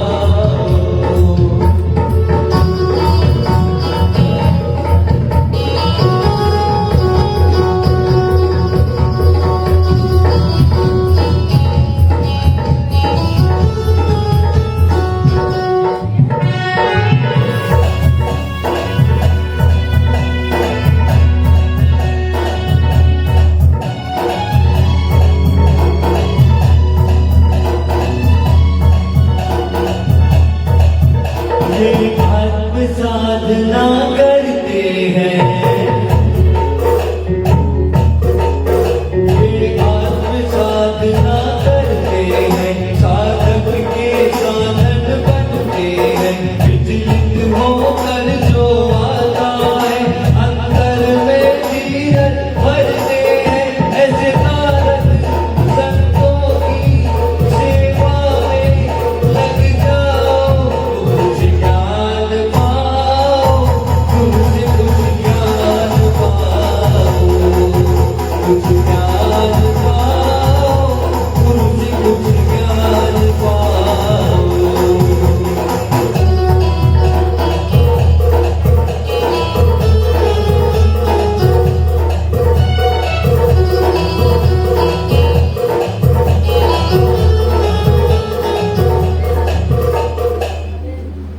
दुर्भाग्य को सौभाग्य में बदल दे, ऐसी हो मेरी वंदना।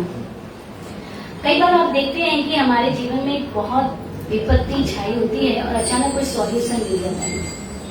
कभी कभी कहीं बहुत कठिन परिस्थितियों से हम गुजरते हैं, कहीं फंस जाते हैं और फिर अचानक रास्ता मिल जाता है, कोई उपाय मिल जाता है।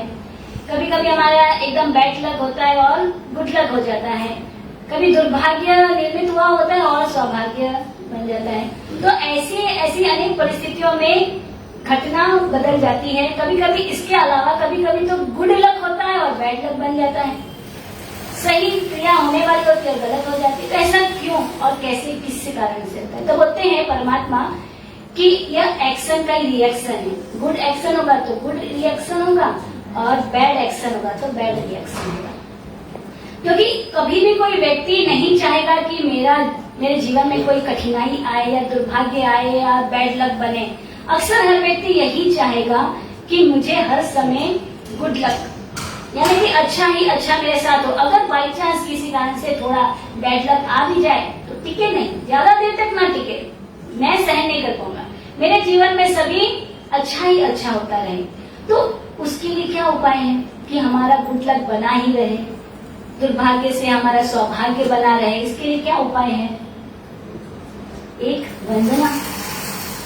वंदना ही ऐसी है जो हमें दुर्भाग्य को सौभाग्य में बदलने की शक्ति रखता है। और यह कैसे हो सकता है? क्योंकि व्यक्ति कभी भी उपासना में जाता है तो गुरु भगवंतों को वंदन करता है। तो वंदन किस प्रकार की होती है? एक जड़ वंदन होती है और एक चैतन्य वंदन होती है। जड़ वंदन में क्या होगा? ये शरीर हमारा जड़ है और जड़ वंदन में केवल जड़ झुकता है, यानी कि शरीर, हाथ जुड़ेंगे और शरीर झुकेगा।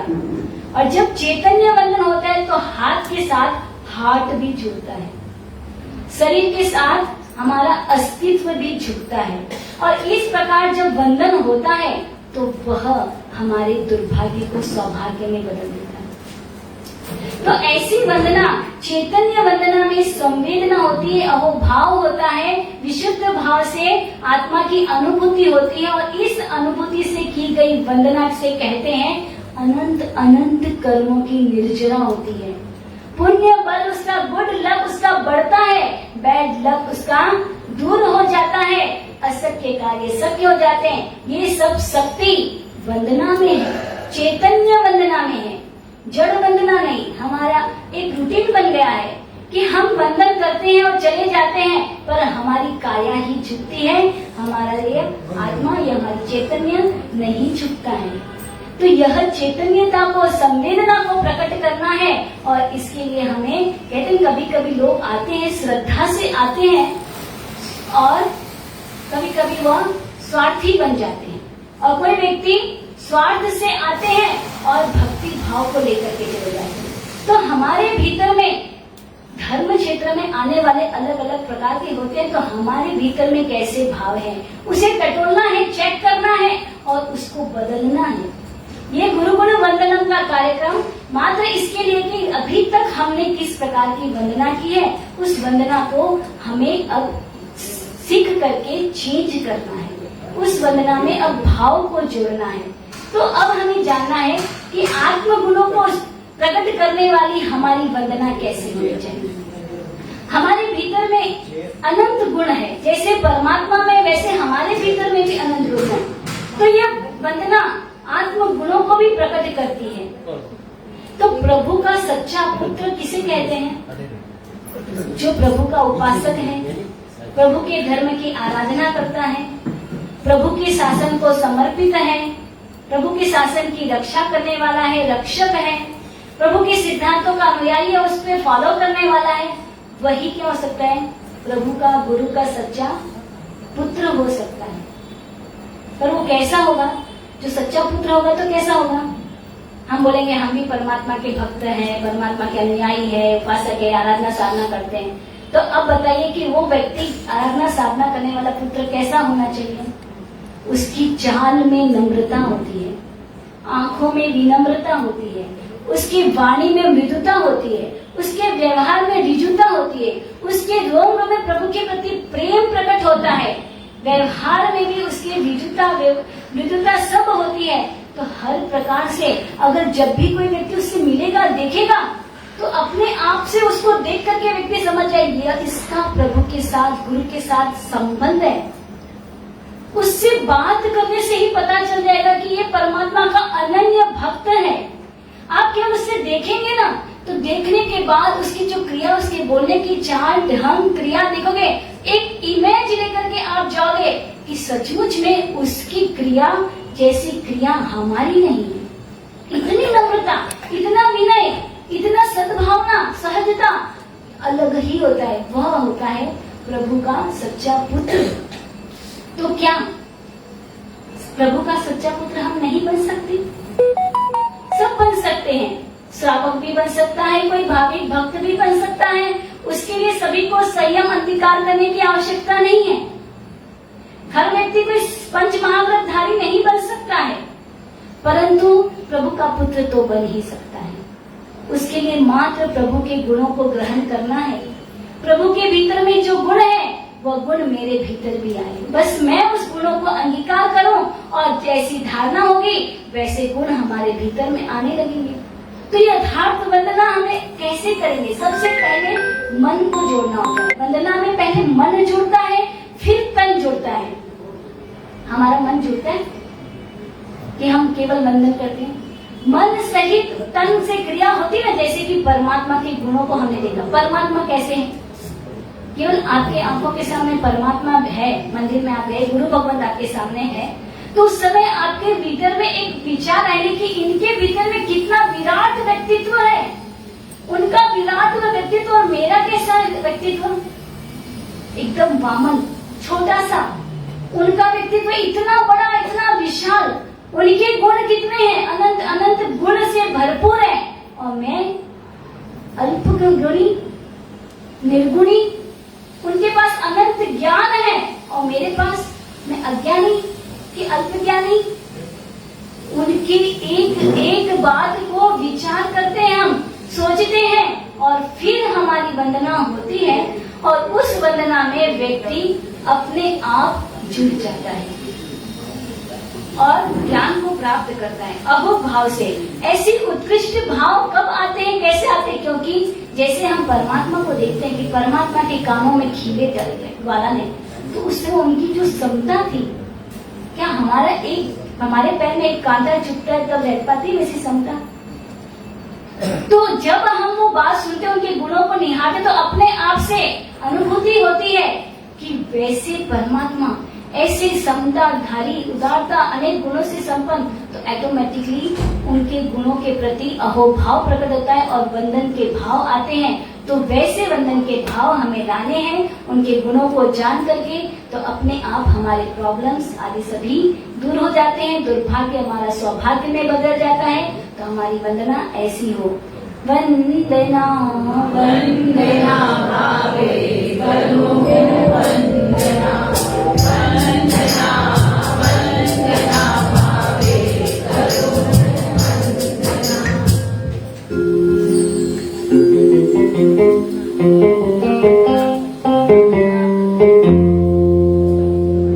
आओ आओ गुरुओं के दर्शन करें, दर्शन करें हाँ वतन।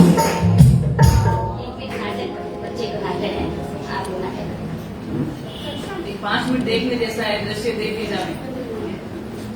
5 मिनट रुक जाओ, 5 मिनट नाटक देख लो। जगह जहाँ जगह थोड़ी सी पीछे आ जाओ आप लोग, पीछे आ जगह है। कमल जी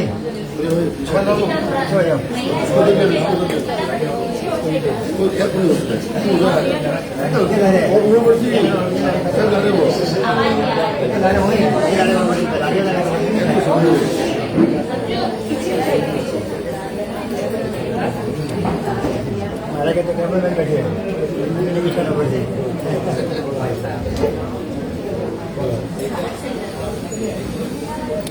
एक और लाइट दे देता अच्छा है, लाइट देने से फोटो अच्छा है। हाँ गुरु जी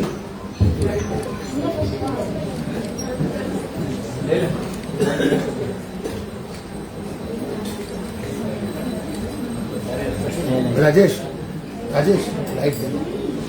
बात की बात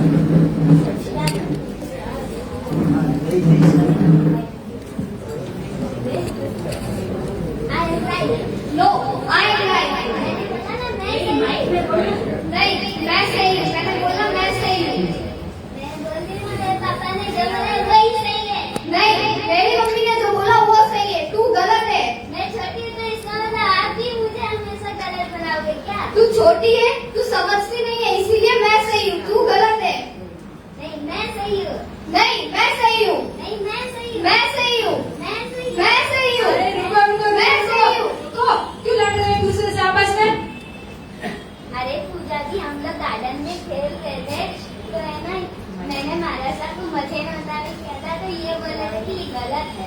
हाँ पूजा जी, ये गलत है क्योंकि मेरी मम्मी ने मुझे सिखाया जब महाराजा एक स्थान पे हो तब उनका विधि पूर्वक वंदन किया जाता है, इसीलिए मैं सही हूँ, ये गलत है। अच्छा, तुमने जो बोला वो तुम सही हो। जो तुमने वंदन किया वो वंदन थोक वंदन होता है, जब महाराज चलते शांत हो जाओ। अरे तुम दोनों शांत हो जाओ, मेरे घर चलो, मैं तुम्हें बताती हूँ तुम दोनों कैसे सही हो। चलो चलो चलो बैठो। से माइक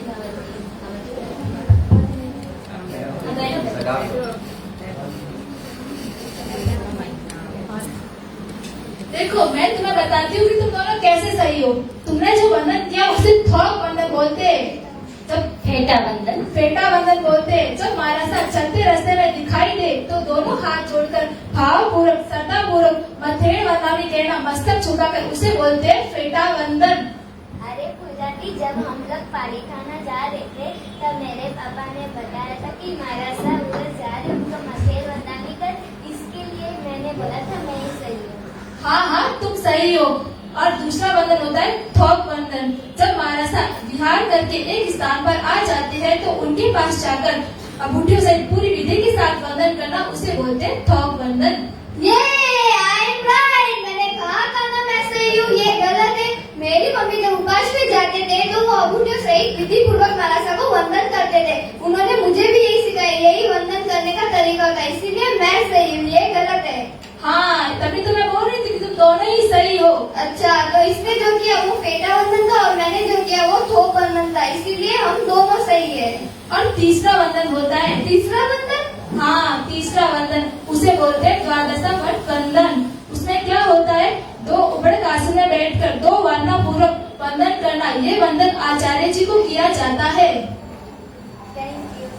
आई एम राइट का फाइल क्लियर करने के लिए थैंक यू सो मच पूजा दी। अरे अरे अरे, तुम लोग कहाँ जा रहे हो? बैठो बैठो, और भी मुझे तुम्हें कुछ बताना है। बोलो। जब तुम वंदन करते हो उसके साथ और भी ध्यान रखने योग्य बातें होती है, वो भी मैं तुम्हें बताना चाहती हूँ। जैसे तुम महाराजा के पास जाते हो, महाराजा को वंदन करते हो और वंदन करते करते जब तुम सूत्र बोलते हो, अगर सूत्र का उच्चारण ही गलत है तो उसका अर्थ ही गलत हो जाता है। जैसे तुमने मथेड़ वंदनामी, जैसे महाराजा को लोग मथेड़ वंदनामी कहते हैं, पर वो असली में वैसे नहीं बोला जाता है। बोला जाता है असली में मथेड़ वंदनामी। एक मात्रा यहाँ से यहाँ होने से इसका मतलब बदल जाता है। हाँ, इसका मतलब बदल जाता है। जैसे मैं तुम लोगों को समझाती हूँ, सेठ जी बड़ा खा रहे हैं। मैंने क्या बोला? सेठ जी बड़ा खा रहे हैं। अगर उसी को तुम फास्ट में बोलोगे तो क्या बोलोगे? सेठ जीवड़ा खा रहे हैं। सेठ जीवड़ा खा रहे हैं। एक अक्षर यहाँ से यहाँ होने से इसका मतलब इतना बदल जाता है। हाँ, इतना बदल जाता है इसका मतलब। देखो, गुरु को वंदन करना ये हमारा विनय है और गुरु को कब वंदन करना ये हमारा विवेक है। जब महाराज प्रवचन देते हैं तो कोई प्रवचन में लेट हो जाता है और आगे आकर अंगूठियों से पूरी विधि के साथ वंदन करता है, तो इससे महाराज साहब को भी डिस्टर्ब होता है और प्रवचन सुनने वाले लोगों को भी डिस्टर्ब होता है। इससे महाराज साहब की आसाधना का हमें दोष भी लगता है। कभी प्रवचन में लेट भी हो जाओ तो पीछे से आकर चुपचाप मथेड़ वंदनामी कहकर एक जगह पर बैठ जाना, जिससे महाराज साहब की आसाधना का दोष नहीं लगता है। ये हमारा विनय है कि हम प्रवचन में सही टाइम पर आए। और आप लोगों को मैं ये बताना चाहती हूँ कि परम पूज्य गौरव श्री प्रेरणासिंह जी महाराज आदि ठाणा उत्तर हावड़ा के इस आदेश्वर भवन में पधारे हैं, तो आप सभी को 4 महीने आराधना, साधना, स्वाध्याय, जप सभी को करना है और पूरी श्रद्धा के साथ जुड़ना है। जय जिनेन्द्र, प्रणाम। वाह वाह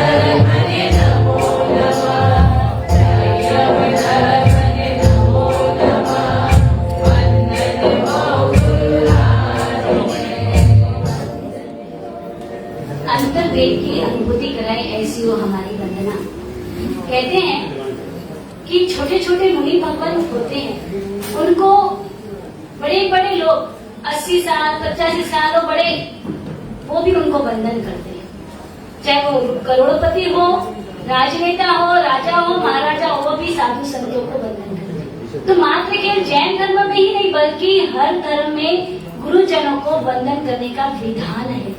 कोई प्रणाली भले ही अलग अलग हो सकती है, कोई अष्टांग बंधन कर रहा है, कोई अष्टांग, कोई पंचांग प्रणिपात, तो बंधन सभी करता है। पर पता है कि बंधन करने का विधान क्यों पड़ा?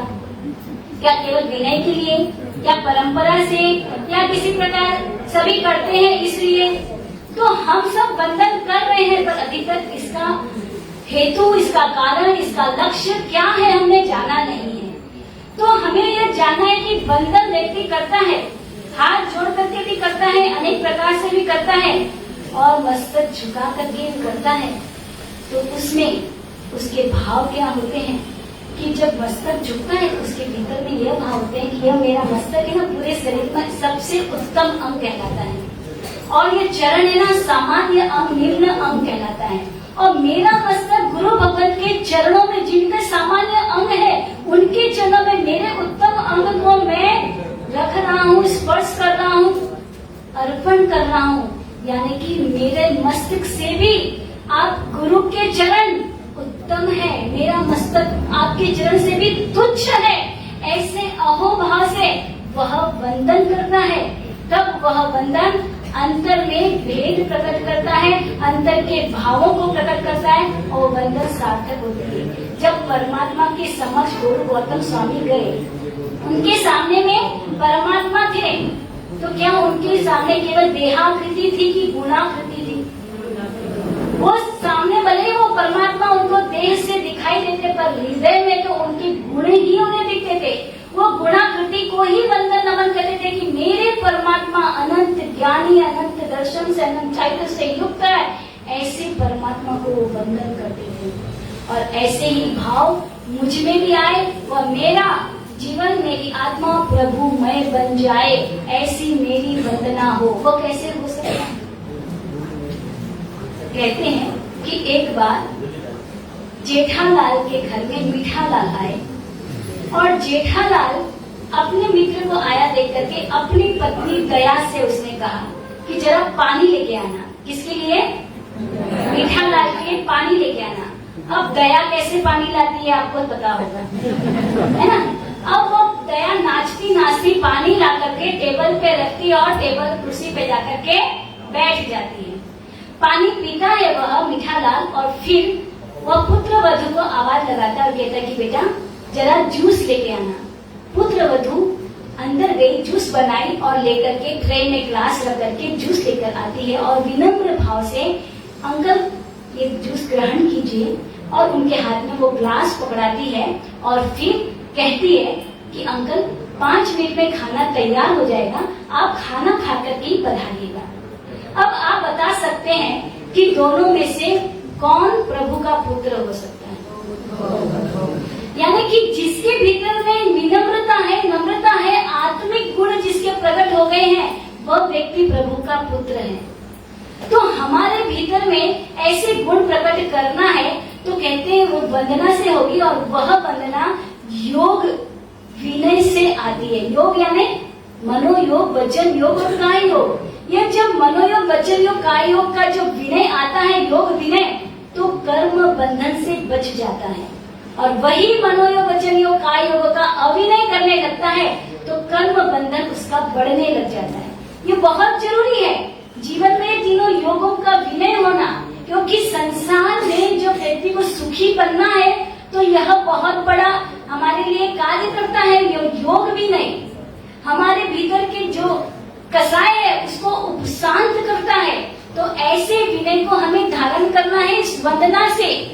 इस वंदना के प्रोसेस से अनेक प्रकार के फायदे होते। बहुत ज्यादा टाइम हो गया आपका, बहुत लोग चले भी गए, तो अंतिम वाक्य में ले रही हूँ कि इस वंदना से बहुत सारे प्रॉफिट है, शारीरिक रूप से, मानसिक रूप से, आध्यात्मिक रूप से बहुत सारे प्रॉफिट है।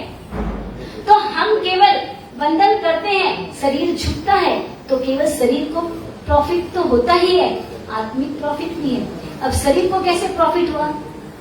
व्यक्ति जब झुकता है, उसका मस्तक झुकता है, तो कहते हैं फ्रेश ब्लड उसका पूरे शरीर में और मस्तक में जब व्याप्त होता है तो उसका ज्ञान बढ़ता है, ज्ञान में वृद्धि होने लगती है और इससे उसके भीतर में अनेक प्रकार के बहुत सारे शब्दों का स्टॉक हो जाता है और उससे कभी भी कोई कमी नहीं होती है।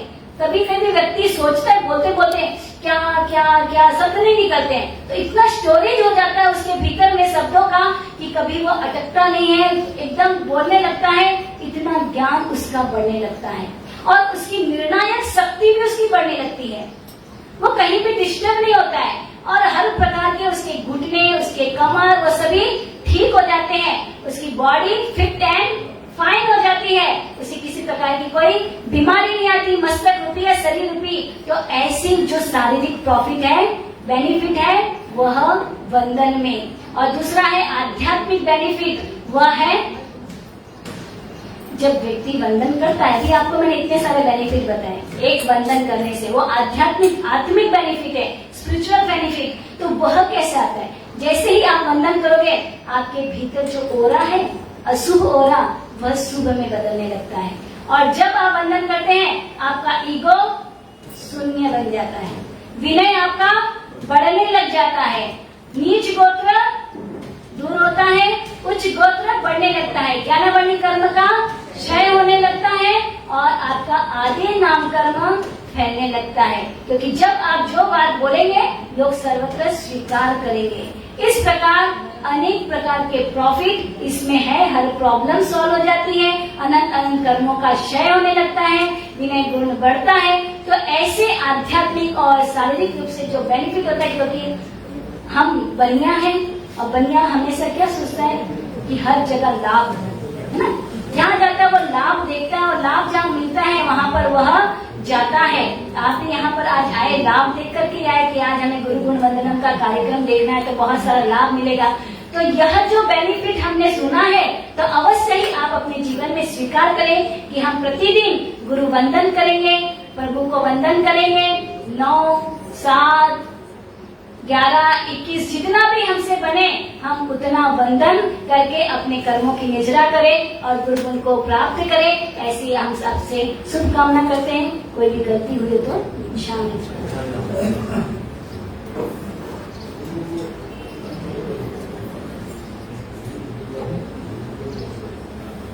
वैसे समय नहीं लूंगी आपका, टाइम हो चुका है, लेकिन अंत में कुछ सूचना है और सूचना बताएंगे और साथ ही साथ गुरु पूर्णिमा की आपको हमारी ओर से खूब ऐसी भावना कि आप निरंतर गुरु चरणों में रहें, गुरु आपके हृदय में रहे, आप गुरु के हृदय में रहें।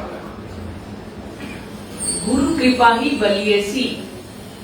हमें क्या चाहिए? आशीर्वाद चाहिए कि कृपा चाहिए? आशीर्वाद तो हर कोई दे देता है। किसी को आप चलते रास्ते में भिखारी को अगर पैसे दिए, वो भी दुआ करेगा, आपको आशीर्वाद दे देगा। लेकिन आपको कृपा चाहिए, तो कृपा किसकी चाहिए? गुरु की कृपा। गुरु की कृपा कैसे मिलेगी? बहुत से उदाहरण हमारे सामने बताए, बहुत से अच्छी अच्छी बातें आपको बताई। आज तो इतनी सुंदर बातें आपको, शायद पहली बार आपने इतनी बातें सुनी होगी और एकाग्रता से और इतनी स्पष्ट तरीके से एग्जाम्पल के साथ आपको समझाया है कि गुरु क्या होते हैं, कैसे होते हैं और हमारा समर्पण कैसा होता है। गुरु महावीर को भी शिष्य मिले थे और द्रोणाचार्य को भी शिष्य मिले थे। गौतम को गुरु मिले थे और गौशालों को भी गुरु मिले थे और द्रोणाचार्य को एकलव्य भी मिला और अर्जुन भी मिला। एक हृदय में बस गया, एक हृदय से दूर हो गया। हम कैसे गुरु के प्रति समर्पण के भाव है? क्या अभी तक हम बचकानी आदतें में ही जीते रहेंगे या ऊपरी तौर तरीके से अभी तक जीते रहेंगे? क्या गुरु अभी तक हमारे ऊपर प्रसन्न नहीं है? क्यों नहीं है? या मैं गुरु को क्यों नहीं जान रहा हूँ? क्या कारण है मेरा? या तो मेरे भीतर में गुरु तत्व के प्रति समर्पण नहीं है, या फिर मैंने गुरु को नहीं जाना, या फिर गुरु की विधि क्या है मैंने नहीं जानी। कोई बात नहीं, दिन गए, लेकिन अब भी जो हमारे पास है जग करके ऐसी कृपा हमारे पे बरसने लग जाए। कैसे बरसेगी गुरु की कृपा? मैंने 2 दिन पहले कहा, पाथ सीधा होगा तो आपका पात्र भरेगा, औंधा रहेगा तो पानी बाहर चला जाएगा। पात्रता हमें निर्माण करनी है, पात्रता हमारी तैयार होनी है। पात्रता निर्माण होगी कैसे, निर्माण होगी कैसी? अक्कड़पन जाएगा, सरलता आएगी। तो अगर सरलता है तो गुरु आपको यूं आपके ऊपर हृदय में बस जाएंगे, आपके ऊपर बरस जाएंगे। जैसे मेघ रास्ता बरस रहा है वैसे गुरु कृपा भी आपके ऊपर बरस जाएगी। और जीवन में गुरु होना बहुत जरूरी है कि इंजन के डिब्बे बहुत हो और इंजन न हो तो वो डिब्बे 100,000 डिब्बे भी कोई काम के नहीं। वैसे जीवन में बहुत व्यक्ति आपके संपर्क में, माता पिता भाई भाभी हर भाव में मिले हैं, संबंध परिवार हर भाव में बनाया है, लेकिन गुरु तो इसी भाव में समझ से बना लेना है। गुरु है तो हमारा जीवन शुरू है और गुरु है तो हमारी नैया पार कराने वाले हैं। तो अब क्या करना है? आज अपने हृदय में गुरु पद की स्थापना करनी है। आज हृदय में गुरु का स्मरण करना है, गुरु की स्मरणा करना है, गुरु की भजना करना है, गुरु की वंदना करना है। यही वंदना कृष्ण महाराज ने नेमिनाथ प्रभु को की थी और क्या हो गया? नहीं, मोक्ष नहीं हुआ। और कितनी वंदना की? कितने मुनियों को? 18,000 मुनि को। एक एक भी वंदना एक मुनि को 3 बार करे तो कितनी हो जाए? और हमारी वंदना कैसी होती है? बात है बेड़ा बैठो एक में वंदना हो जाएगी और वहां 18,000 मुनियों को वंदना। मैंने बहुत व्यक्तियों को देखा है, आते 1000 व्यक्ति है, उनमें समझदार और समर्पण के भाव वाले 4 ही व्यक्ति होंगे। वो कहेंगे माँ साहब छोटे माछ का उनको वंदना, माँ साहब वो माँ साहब का वो माँ साहब को हाय लो। वो वंदना हमको तारने वाली नहीं भैया, हमको वो वंदना करेगी अंतर हृदय से। गुरु के प्रति झुक जाना है, गुरु के गुणों को देख के झुक जाना है। और झुके तो गौतम स्वामी ने बहुत कुछ पा लिया, पाया ना। भगवान से भी ज्यादा शिष्य किसके हो गए? हाँ, भगवान के 14,000 और गौतम स्वामी के 50,000 शिष्य है। भाई ये समर्पण का कमाल है, परमात्मा के प्रति समर्पण हो गया। जानते तो बहुत कुछ थे, प्रकांड विद्वान थे, लेकिन वहां प्रकांड विद्वान पना नहीं लगाया। मात्र में एक, अरे भगवान भगवती सूत्र में गौतम स्वामी जो प्रश्न करते हैं तो कभी कभी लगता है कि क्या गौतम स्वामी को इतना भी पता नहीं? एक इंद्रिय क्या है, बेंद्रिय क्या है, पंचेंद्रिय क्या है, गति क्या, आगति क्या? अरे गौतम स्वामी इतने ज्ञान के धनी, वो छोटे छोटे प्रश्न कर रहे हैं। क्यों कर रहे? किस लिए कर रहे प्रश्न? उनको सब पता था। अरे आनंद साहब के वहां वंदन कर रहे हैं, आनंद साहब ने प्रश्न किया, क्या उसका जवाब उनके पास नहीं था? अपना ज्ञान नहीं लगा, अपनी बुद्धि नहीं लगे। अगर मैं किसी को कहूं भैया अभी मार्केट में क्या बाजार है शेयर के, मोबाइल चलेगा, इंडेक्स डाउन अप, क्या बता देंगे? आप देख के बता देंगे। लेकिन गौतम स्वामी देखते नहीं थे भीतर में, वो तो एक ही भाव, मेरे गुरु मेरे सामने, मुझे कहीं और नहीं जाना, कहीं और दिमाग नहीं लगाना, मैं तो और कुछ नहीं पूछना है, मेरे गुरु मेरे पास है। ये समर्पण। और हमें थोड़ा आ जाता है तो हमारा सारे कोई मुझे मठा है, नहीं बता दे। ये मतलब हमारा ज्ञान कितना है, कैसा है, कितना तुच्छता भरा है, और इसलिए हमारी नैया अभी तक डामाडोल है। तो परमात्मा की आज ये गुण गरिमा का यानी गौरव भरा दिन, गुरु पूर्णिमा का दिन। पूर्णिमा यानी पूर्णता को देने वाला, जो गुरु के प्रति समर्पित हो जाता है वो पूर्णता को पा लेता है। तो ऐसी गुरु पूर्णिमा के दिन हम अपने गुरु भगवंतों के गुणों का स्मरण करें, याद करें, और जहाँ हमारे गुरुदेव है उन्हें भाव से वंदना करें। और कहते हैं कि एक बार साल में तो अपने गुरु के पास जाना ही चाहिए। तो जाने वाले जाते नहीं, जाने वाले आश्रम जो नहीं गए गुरु पूर्णिमा, यही से अपने दिल से वंदना करें, भाव से वंदना करें कि मेरे गुरु मेरे उपकारी बने और मैं आपका ऐसा शिष्य बनूं।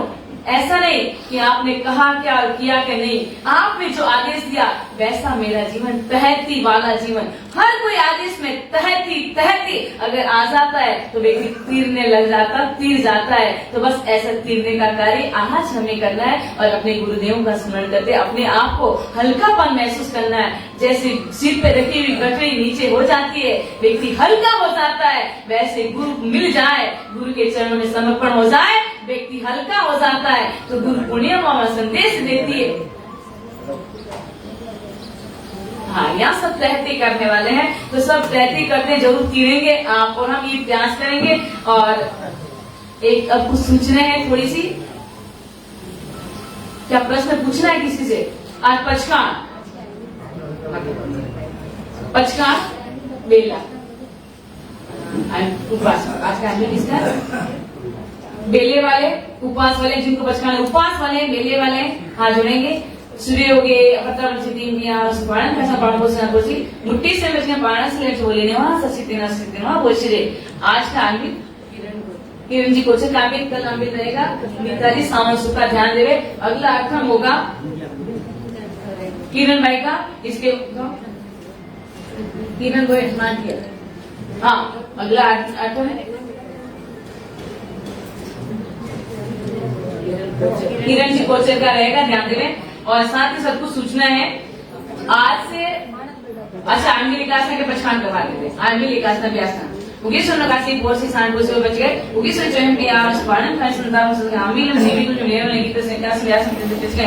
प्रेम सागर के आउट पर उठन पारण सलन बोले ना ससिते नस्तनो वो सीरे। हाँ, आंबिल प्रारंभ हो गए हैं। एवरीडे एक एक आंबिल तो हो गए जिसने मेरे पास नाम लिखा है, लेकिन प्रतिदिन और भी किसी व्यक्ति को आमिल करना है। 4, 5, 6 आप सूचना दे दीजिएगा आपके आमिल की व्यवस्था या आमिल ऊपर 30 तल्ले पे आमिल की व्यवस्था कितने लोगों को आमिल करना है, क्योंकि आमिल करवाने का लाभार्थी परिवार चाहता है कि ज्यादा से ज्यादा आमिल हो। तो 4 महीने आमिल करवाने का लाभार्थी संदीप कुमार जी, ऋषि कुमारी सिंह भी, जिन्होंने भावना भाई की मतलब 4 महीने आमिल का लाभ मुझे दो, तो जिसको भी आमिल करना है पहले कह दे ताकि आपकी व्यवस्था बराबर हो। और प्रतिक्रमण का समय 6:30 और उनके बाद अभी जो आज तक जो कल प्रारंभ हुआ तब का नाम है 24 जून तक। कल हमने आदिनाथ ईश्वर परमात्मा की आराधना की। कल वापिस आगे कौन से करेंगे? अजित नाथ जाप होगा। ओम निम सिंह अजित नाथ नाथाय नमः। ऐसे एक एक भगवान का 24 भगवान का जाप करना है। और निगुण निर्माण तब तारीख 13 से प्रारंभ होगा।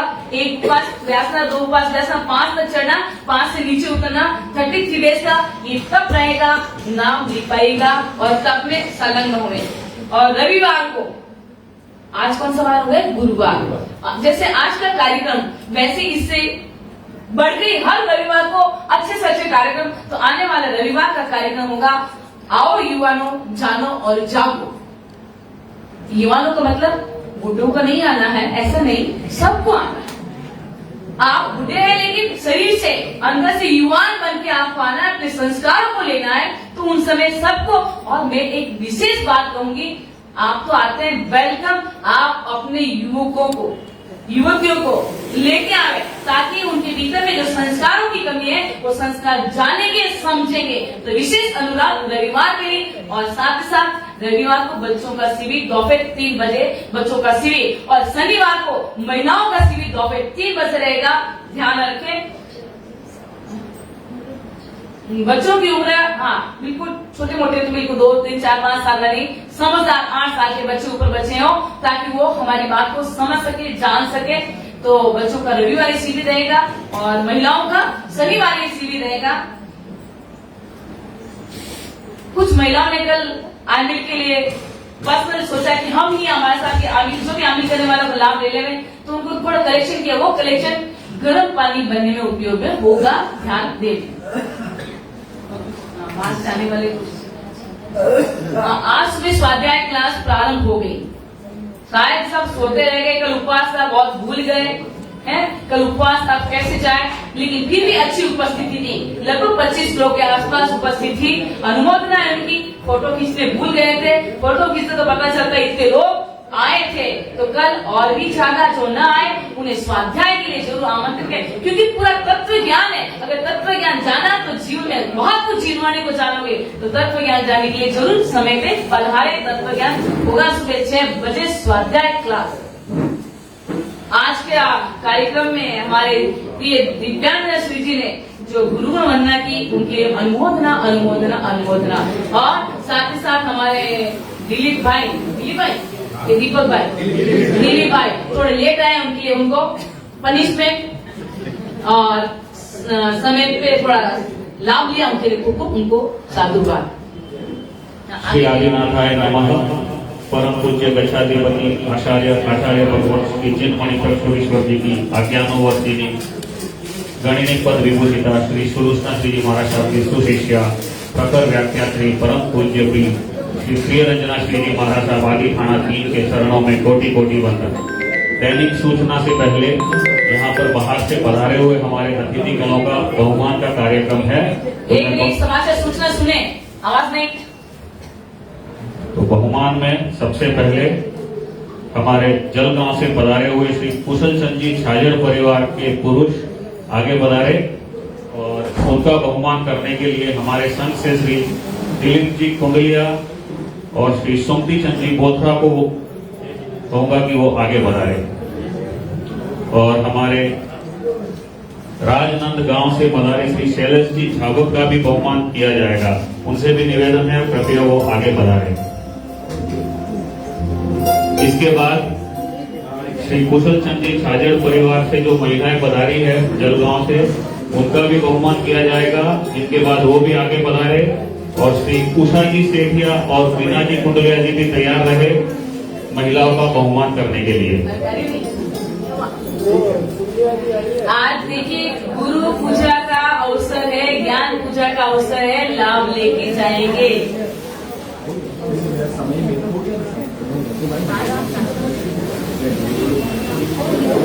अभी मांगलिक और गुरु वंदन बाकी है। इच्छामी माशनो गए मोहम्मद उनका वो दूसरे के नाम छाजड़ के आए क्या? कोई बात नहीं, ओम शांति लेट हो गया। गुरु वंदना प्रोग्राम में अपनी मधुर वाणी से श्री दिलीप जी दुगर ने जो 4 चांद लगाए हैं उनका भी बहुमान किया जाएगा।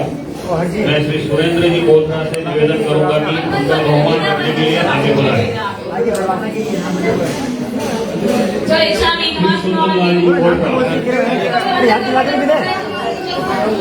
याद तो दिला दो।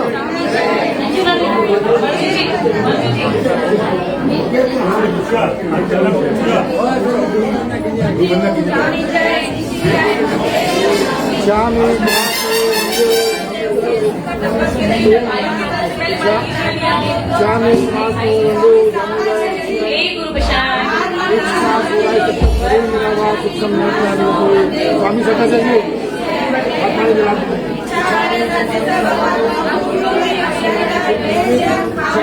भाई लोग की आवाज आ रही है, भाई लोग जोर से साइड में आप लोग एक साइड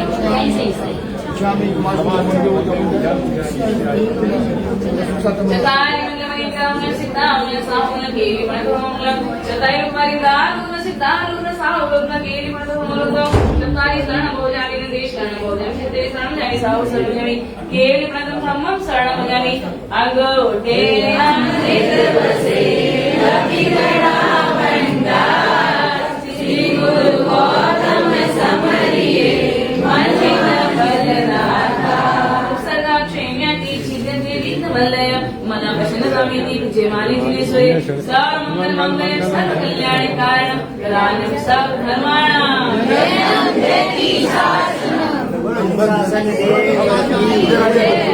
आज की प्रभावना श्री गणेश जी